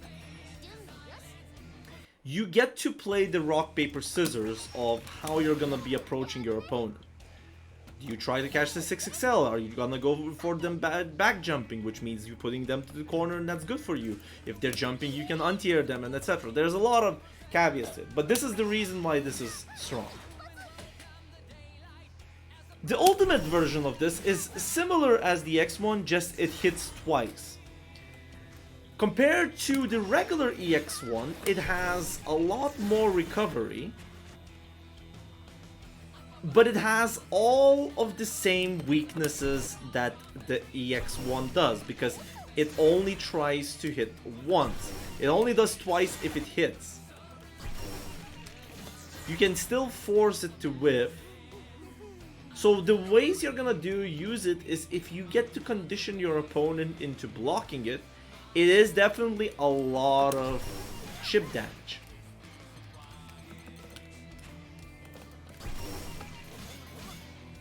It is quite a chunk of chip damage. But the other idea that you're gonna be using it for, which is a funny one, it does combo on crouching. So you can get yourself some side switch combos. I probably will not do it well, because there is a side switch combo on crouching. It has a tight like 1 frame link on it though, so not advised for beginners to go for it as much.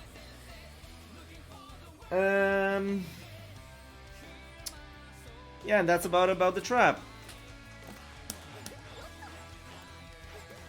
Not much to talk about specials wise. Supers, the March of the Rats, really good short term. The super, it always animates from whenever you're gonna hit, so it's a good reversal option at certain positions. It also is good from confirming from ranges and whatnot.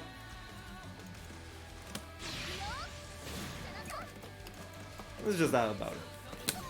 SSBA is a projectile. It's a really good full screen option to catch because it moves very fast. And the trick is that because of the 2M power, you most of the time gonna get to, I would say, get yourself an animation and work with it.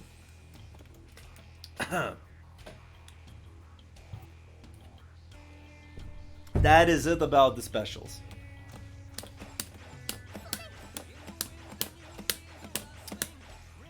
Any questions before I go into BMBs and then game plan?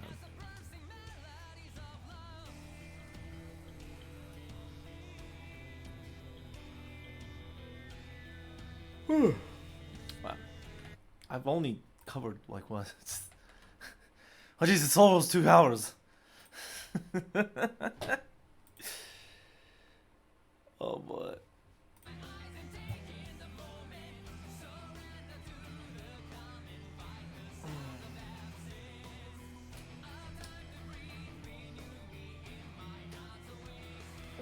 If there are no questions, we can move forward there.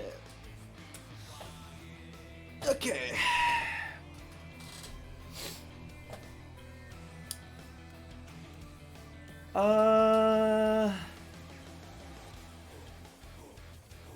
So BMB.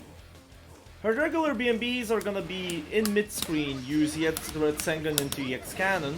You shoot your item and then you get yourself to set up some cannons in mid-screen, which you're gonna be mostly using to either rotate your items by throwing them out and create pressure that the person needs to deal with certain items. Another option in mid-screen is, with the EX Red Sengun, is get to 2U for hard knockdown. It's a safe jump if you do nothing. Or you get the M trap, which is slightly not as threatening, but a nice strike throw option to work with. Because if you catch them hit, well, there are multiple ways of getting that trap to work out.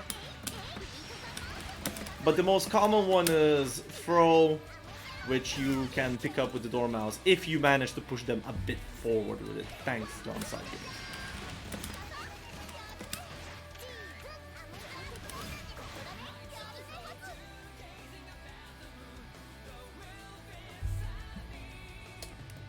Other than that, if you get yourself a lucky item, as I was telling before, which is Bomb, Cannonball, Spike Ball, and Star,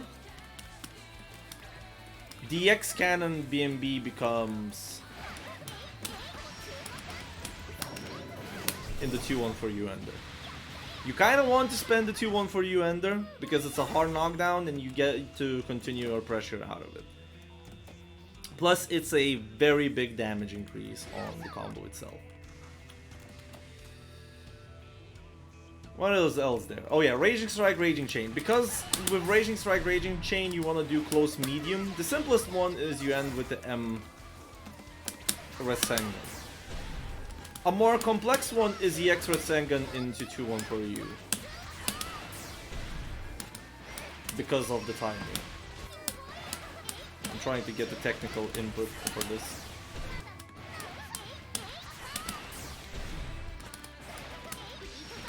Just do this. Come on, man.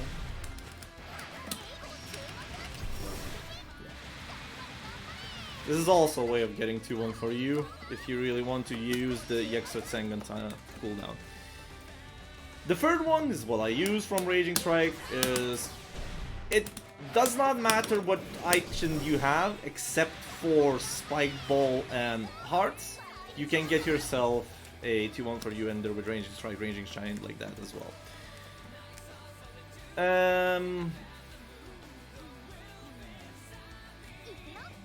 Star as well. But you do use different combos for that.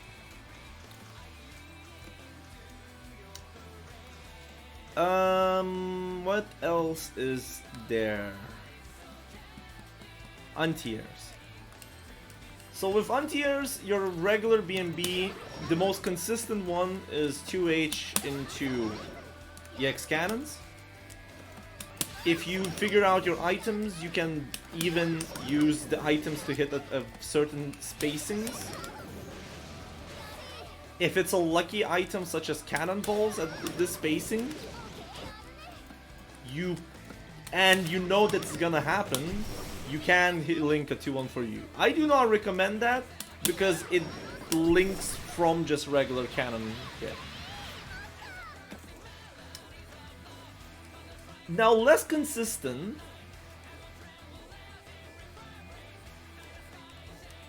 is... how should I say? The less consistent ones begin with the X-Red Sengan. The problem with the X-Red Sengan is that it really depends how you hit it and where the opponent is, because you're not particularly gonna get consistently the good combos or hard knockdowns. Like, it really depends on how the X-Red Sengan hits. Because the thing is, there are 3 variations of it hitting. The first one, if you hit it early, that means it hits all of the hits, resulting in a high hit that you particularly cannot get much hits. And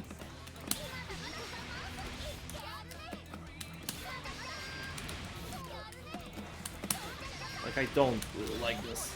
Like, you're probably gonna have to do a micro dash far heavy into Dormouse. The second variation is if you manage to hit Red Sengan in such a way that the last hit delays. There, I have yet to find a consistent way of getting it, or how to know that it's gonna happen. But if it happens, you just readjust how you play it. Now let me just try getting it.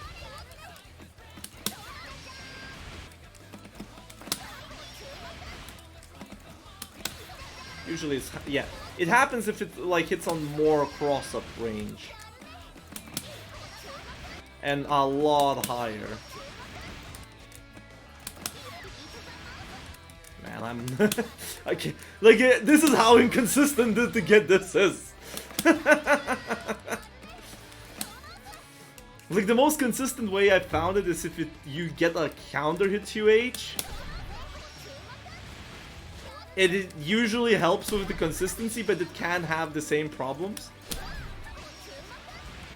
of, you know, getting all hits hit as well. But usually if it's a counter hit, it will work. But it really depends how high you hit it. So if you hit the Red Sengan in such a way that it hits late enough where EX Red Sengan stops, then you get to do run-up things. The most usual one is 2H to 2H. Because then the combo starts to look like this.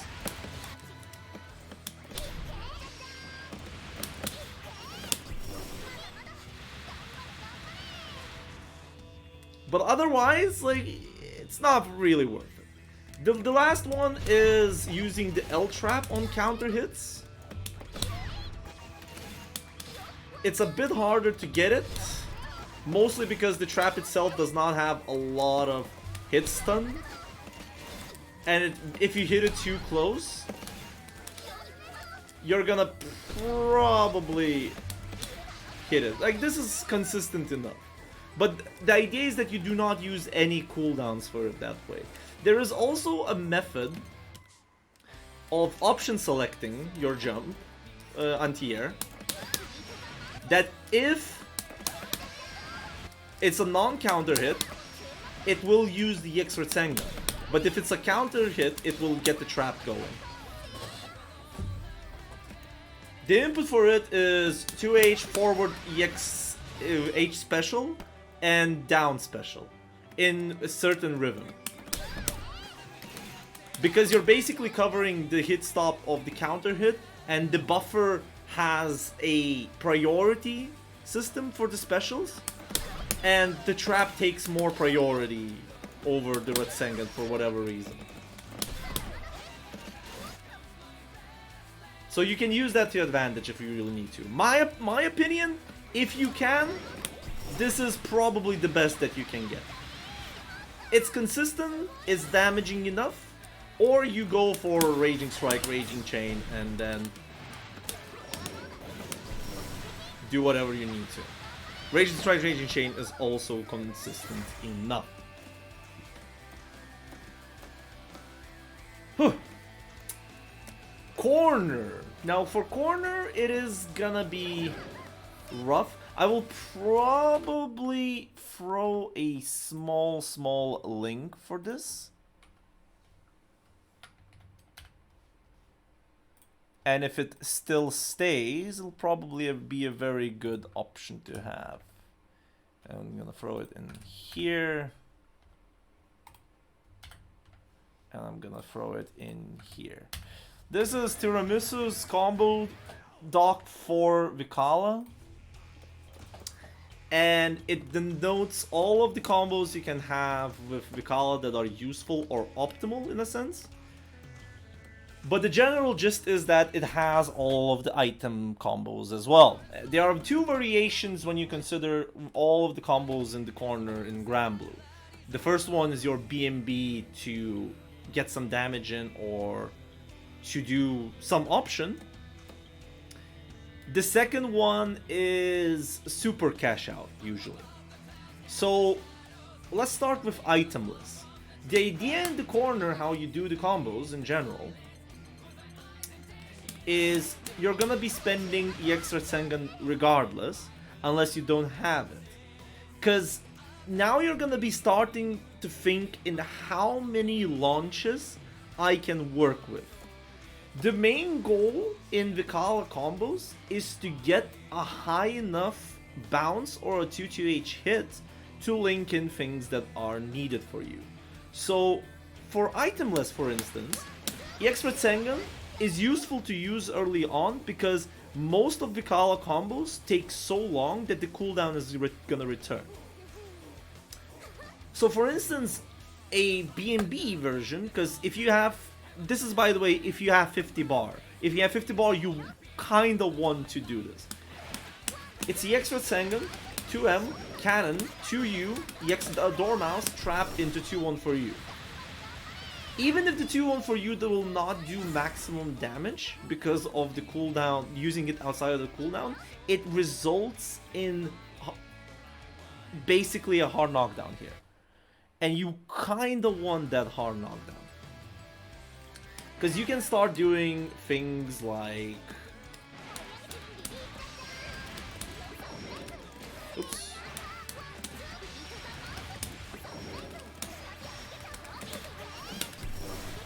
With this hard knockdown, most of your cooldowns are gonna return, so you're gonna be throwing this. This hits meaty. That's like one of the few things that you're gonna be using as set play with Vikala. And that's extra damage and chip, in a sense.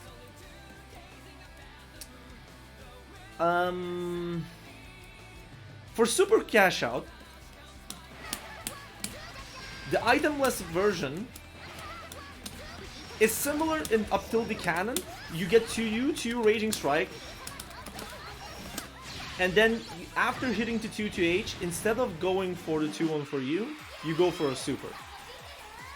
You want to do the technical input for super as well, because if you link in the super, you get the damage increase. So it's kind of important for that. But that's for itemless. The itemful combos tend to be a lot more complex, hence why you should look into Tiramisu's doc there and lab them out yourself. Some of them are easier than others. Like for instance, for the cannonball, the BMB version would be close. Oh, sorry. Would be link close heavy into EX that. Like you link close heavy and continue doing the combo afterwards. It's mostly because you get to get better buttons on it. But the general gist is that the item is extra damage if you get to optimize it into your combos.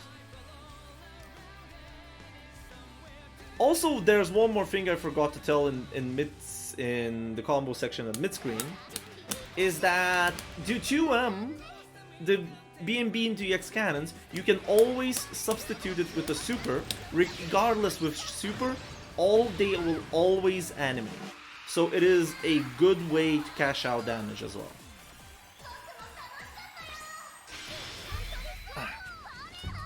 Yeah, that's about BMBs to my knowledge. I'm not gonna go into items as much, I'm already overdue. And I could tell like a lot of shenanigans how items impact the combos and how far they can do, but these are your BMBs in general. Like for instance, how complex it can get. If you do the star combo, you can delay close medium to get yourself a combo-less hit here. Like close heavy into M trap. Like, or with stars, it can be even a 6-6H and you pick it up from there. Like there are a lot of variations that you can go for. There are usually some optimal versions of it. I usually tend to say just do what's mostly consistent to you. Oh yeah, wait, hold up, let me show you the cash out.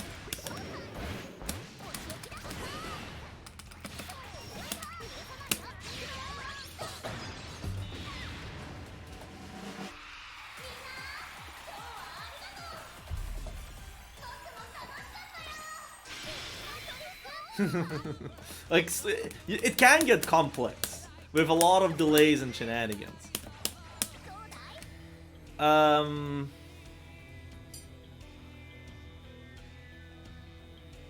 But that's it about combos. So before I go into the game plan, any questions about the combos themselves?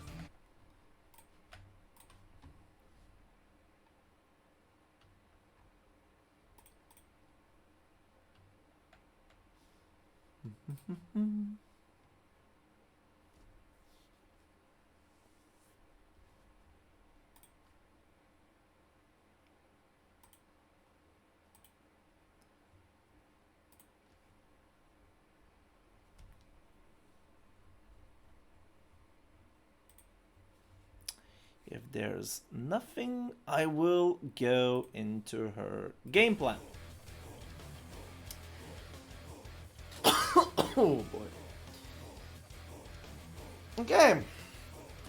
Game plan. So, neutral. You have to think about Vikala in a very specific way.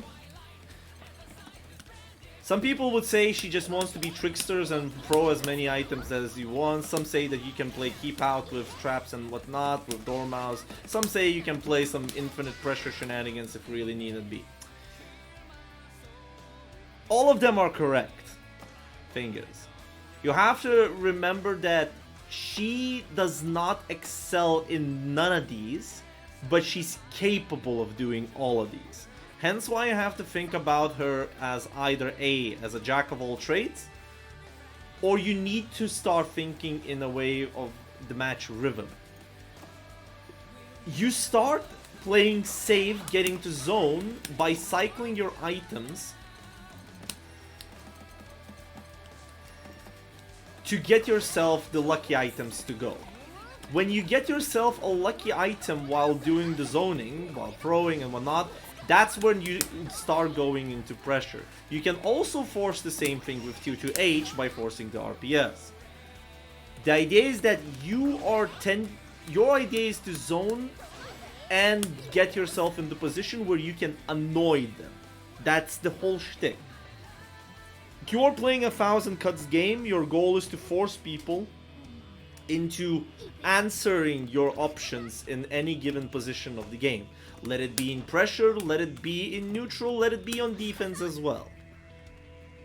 So the idea is that in neutral is going to be mostly dormouses. Like you can set up a cannon if you really want to, throw some things. You have to be careful when people start getting 50 bar, because a lot of ultimate fireballs beat most of the things that you do, and you don't particularly have a lot of ways to bait it.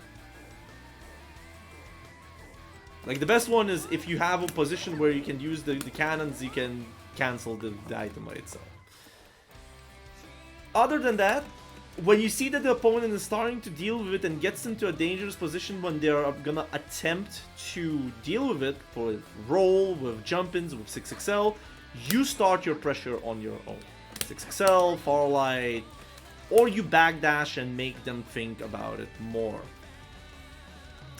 Your main goal is to nevertheless get your opponent to the corner, which is counterintuitive as a zoner. But this is how you play. You use zoning to force opponent to get in on you and force them to change how they approach you, and then you try to find openings from that annoyance, because they are mentally stacked to deal with your zoning but not mentally stacked to deal with you at pressure. So it kind of adds this layers of back and forth. If you get a lucky item, like this, like as I said, the spike ball, GG, you're in. Do whatever you want. That you're starting the pressure. Pressure-wise, offense and whatnot, Vikala is more of a, I would say, attempts to be a non-committal. Committal non-committal. That's like the best description I can give you. Her whole shtick is that her buttons don't have particularly great frame data in general on block, so most of the times you're gonna be cancelling it. And you're trying to cancel in a way to see what your opponent is doing. The safest option in the cancel game is the El Retsenga, because at far range it becomes plus, a lot of plus. Your goal is to get this blocked, but the idea is that if your opponent starts to show rolls, that's where the fun begins. Because then you need to start looking how they react to the rolls. Are they trying to discern the special? Are they trying to do it instantly? And whatnot. The most common situation that you're gonna probably find is that this roll, and by the way, this goes into counterplay. If you roll far medium Rasengan, just press throw afterwards. You're punishing the Vikala.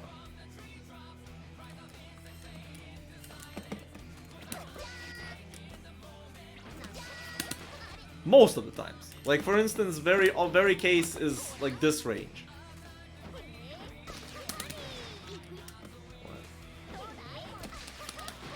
Here we go. That's a punish.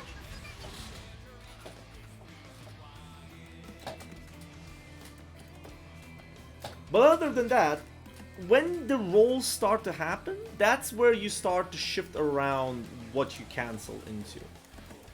One of the ways of canceling it is you do the EX trap. The EX trap is +4 for you. You get to throw punish them as well. The other one is if the person is just canceling after the far medium, doing nothing into close heavy is good enough. This time, sometimes you need to check it if people are actually just rolling on the button, not on the cancel itself. And the third one, the main one, is this L Dormouse. It catches the roll, but by the itself, you're making yourself to be -8, which means you lose your turn and people can do whatever they want on you. So if you're using this, you want to be mostly sure what option they're going for. And if you get yourself a hit, well, congratulations, you just got yourself a hard knockdown in the corner. Into a lot of other messed up situations. Other than that, when you get the plus frames going with Dormouse, not Dormouse, with Rasengan, and the fear factor is there, you're gonna be starting to do strike throw. And from strike throw, you start doing other things on top of it. One of the core ideas in the corner now is you can throw it before the item comes out. However, this situation is -3. Because it's a -3 situation, you can get mashed out of it, so be careful about it. But that's where the fun part begins with this, because remember I said that items are persistent and until you get hit. That means, wait, I need to do it on wake up. That means if you don't do anything, they will get hit by the item and you get converted. So this is like a slightish RPS in this position. And also because of the fix on the bug, it's gonna be outside of the throw range for most of the cases.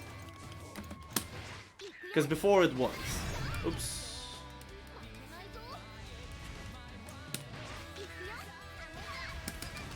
This is outside the throw range. So that means whatever you're gonna do, they are not gonna mash throw, they're gonna have to press a button. Hence why this situation starts to work. Because a 1 frame dash is enough to be inside of the throw range. Other than that, yeah, there is another thing that you can do on offense, and this is called the infinite pressure.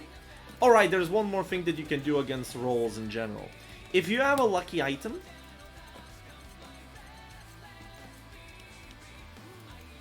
delay item deals with it. So you're gonna be basically getting yourself a combo off of this. So if you should use it as well, because to deal with an item is a lot harder. And the only way of them to deal with the delayed item is to press the button themselves on the cancel, which is risky because you can use L-Door mouse to more or less interrupt them with a frame trap.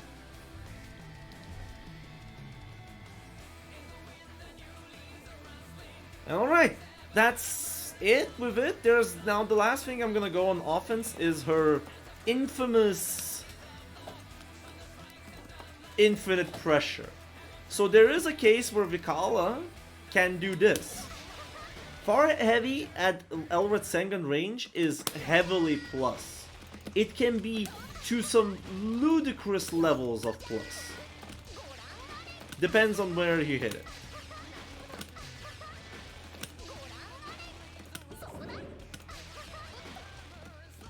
There, I've seen 18. It really depends if they. Oh, actually, yeah, if they crouch block it.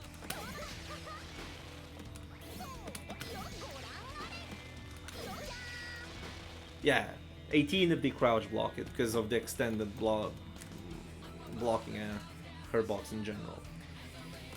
So the idea with the far heavy infinite pressure is that your goal is to run in and force people to act upon the far heavy. And because at certain ranges where it is ludicrously plus, far heavy by itself becomes a frame trap, and with micro corrections you can make it a frame trap as well. The way to deal with it, there is of course you roll, and most ranges roll is gonna be good enough, but it leaves you at -2. That means you're not gonna get punished for far heavy like that. But there's a caveat to this already.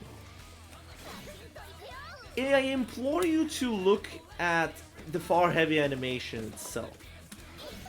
Vikala, you can use the Dormouse Crown to figure out the ranges. Where's how the Vikala Red Sengun is gonna work. If you hit beyond the crown, it's gonna be small plus frames, usually. If you hit at the first from the leftmost crowns, the spikes themselves, it will be enough to frame trap, do a micro dash frame trap. But if Vikala presses a button out of it,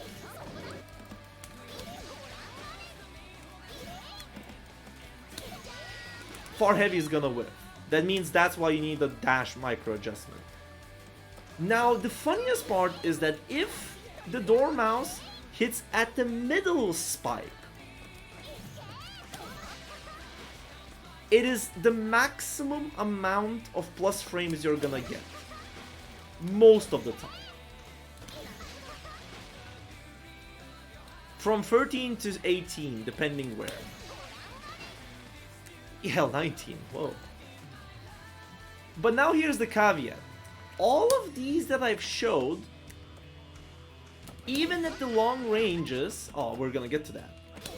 At the middle spike, which is your best position you wanna be, are rollable. However, the further spikes, the furthest two spikes themselves, the Elred Sengun suddenly gives you a counter hit because they roll into the range of it. And from there, if you can hit confirm it into whatever you want. There's another thing that you can use at this range is the cannon. Held cannon, with an item, you can shoot it. Like, the cannon itself is not gonna hit the roll, but the shot itself afterwards will. So if you want to get yourself a cancel that will shoot items at certain angle, because the downwards cannon will hit, this is your best bet. But yeah, that's the infinite pressure by itself. To beat it, mostly you're gonna have to look out for a roll and take your turn back, in a sense.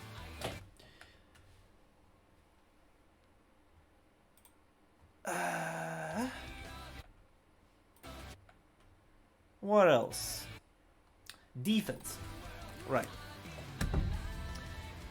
So, defense with Vikala is a contentious point.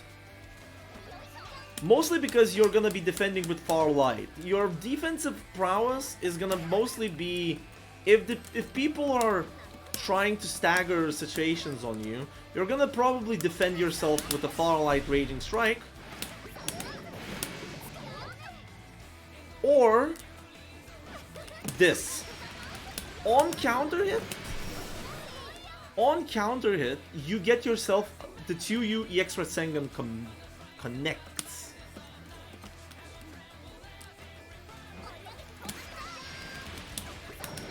Which can give you decent reward combo out of it. However, there is another caveat, is that at further ranges, you get to get a meaty Rasengan on them that you can jump and cross up. However, this does not protect against really good UDPs. The thing is, it hits meaty, but you yourself do not safe jump.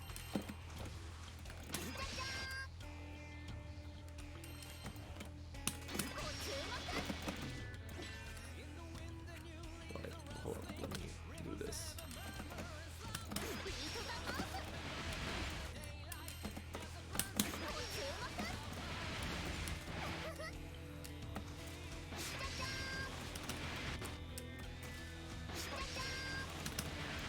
Second.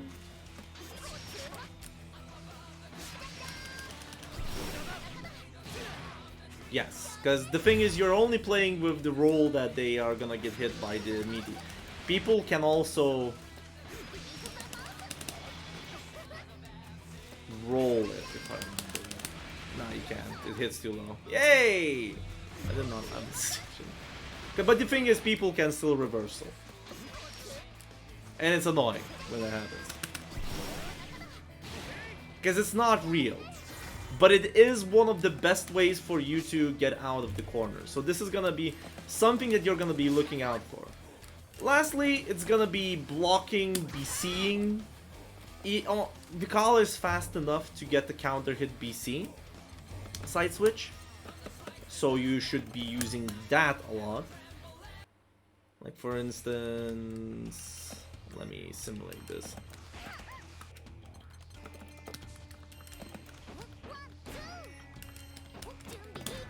Okay, this should be.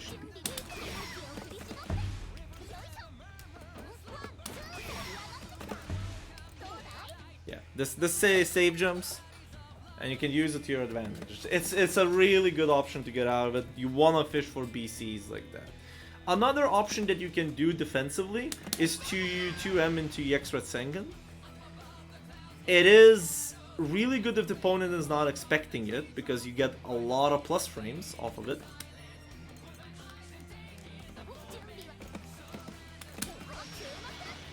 +4.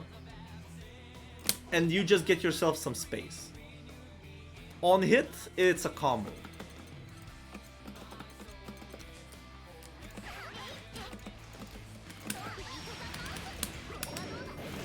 And it can be a pretty decent combo by itself. And yeah, that's about on defense. Well, yeah, there is this, your U reversal. You want to use it sparingly because of its properties, and you do not want to use it as an anti-air option. A lot of times people tend to do jump shimmies like this to catch people pressing throw, so this will whiff. You don't want to use it that much. Usually you're going to be using it in between the strings, and as well you're not going to be using it in matchups like Veins, because of one hit property on the forward hit, the shield just negates it. So yeah, that's that about the defense.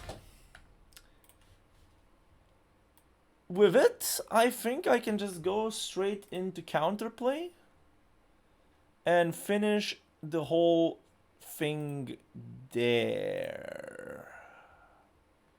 Yeah, let me just see what I have here.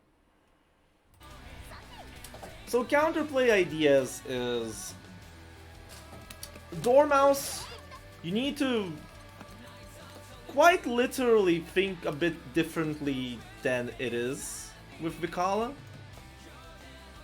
While Dormouse itself is a zoning tool, its power comes not from forcing you to block, but from getting hit by it by trying to move in. That's why you switch around timings when you throw it and at what ranges you throw it. It's mostly because the Dormouse can be crouched, and if it's crouched, the person has a lot of time to move in before you can throw another option in. The L1 is -8. Even if they block it, they have 20 frames of moving forward. That is a lot when it comes to zoning.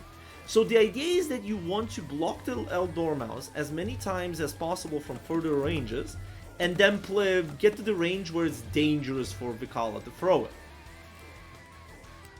Another alternative one is, this is why the 50 bar becomes dangerous for Vikala, because if you are trying to get in and not make it whiff, a lot of ultimate options will punish it sheerly because of how committal the Dormouse themselves are.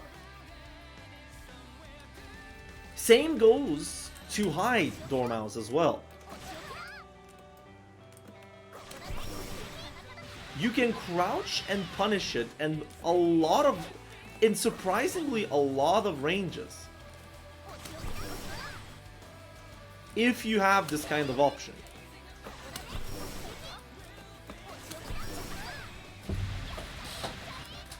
So using ultimate skills about this is a good idea. Another one that you can do is spot dodging. You're still gonna make Vikala be less like minus, but it's not gonna be as minus as blocking the regular Dormouse. And you can do it on reaction against a lot of options like that. Hell, on this one, it's just useful to just spot dodge it if you can. Blocking and spot dodging are both equivalent good options to go for. But then you are basically putting your mental stack to be fine, just walking forward and spot dodging on reaction things, which a Vikala can exploit. Items, as I said, you don't need to fear to block the items themselves, only Cannonball and Bombs chip. So blocking or spot dodging if they're fired from the cannons is fine. For her to be throwing out items consistently and getting something to be dangerous, if it's Star or Spike, block it out. If Vikala just decides to be cheeky and throw items, that's fine. Gather Meter And the moment you see her throw an item, with 50 meter, you can just on reaction interrupt most of the things, unless Vikala knows that you're looking for it and cancels it. Then it's a bit harder. Some ultimate options still catch that. On most of her cancel game, you will want to introduce rolls, or you will want to introduce delayed spot dodges. This is instant spot dodge, but a delayed one will make it whiff, but still keeps the opponent Vikala plus, but you avoid chip damage. Rotating between these two and blocking will force Vikala to start calling out you, either by using cooldowns or by using options that are -8. And in case of the L Dormouse that you block, you have enough time to start your own turn with 6XL.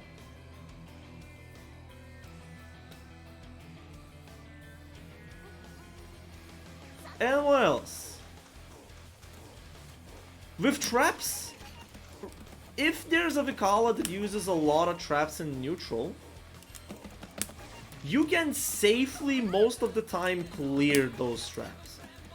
If Vikala plays next to a trap, like this, 6XLing, even if gets you to start your pressure or whatnot, is gonna clear the trap. The trap is only to force long range approaches from you to be reconsidered. It's not gonna help her close by. EX trap, on the other hand, is something that you need to consider how you want to approach it. The safest way of dealing with it is you backdash or you jump back. These are safe options, but it gives Vikala time to do whatever she wants. Mostly you want these because this is a very common string to go for. You can spot dodge it, but depends on the timing of the spot dodge, you can get punished. And it also depends on the U cannon as well. You cannot roll this as well, and backdashing it is not as safe as well. You can do it, but it'll block it as well, and you're gonna get the chip damage, but you're gonna avoid the X trap. The jump back is the safest option because it avoids both of them. Hence, when this happens, then Vikala will start doing run-ups. And when the run-ups happen, that's where the fun begins. You can 6XL through the trap. And if Vikala runs in to get on you to start her pressure afterwards,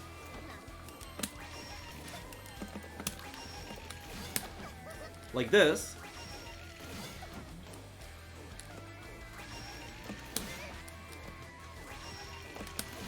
usually with better 6XLs, because Vikala's doesn't move that forward as much. Let me give Jira. It's way easier to show this on Jira.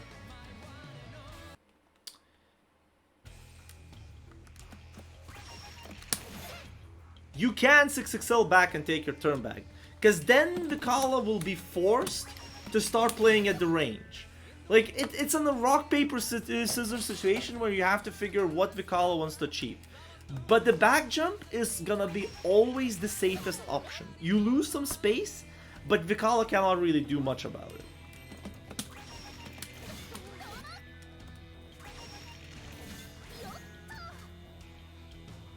So that's that.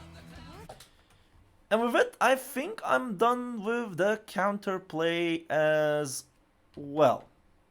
And I think I am slightly done with this.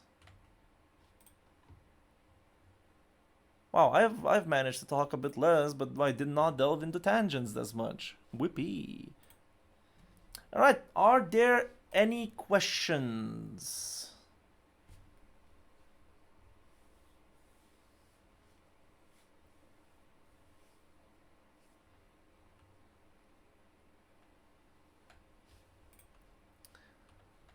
Let me see.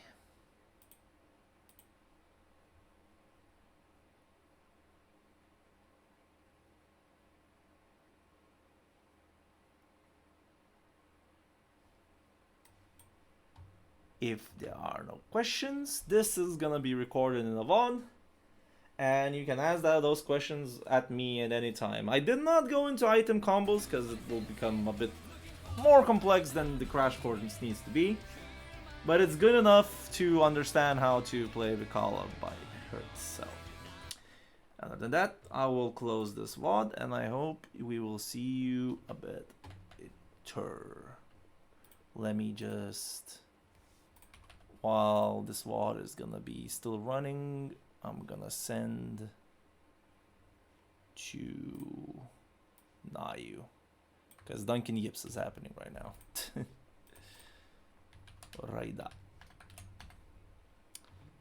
Alright, that's that. It's a crash course on Vikala. There's more to talk, but I think this is enough to at least understand to a certain degree in depth on how she works. Anyways,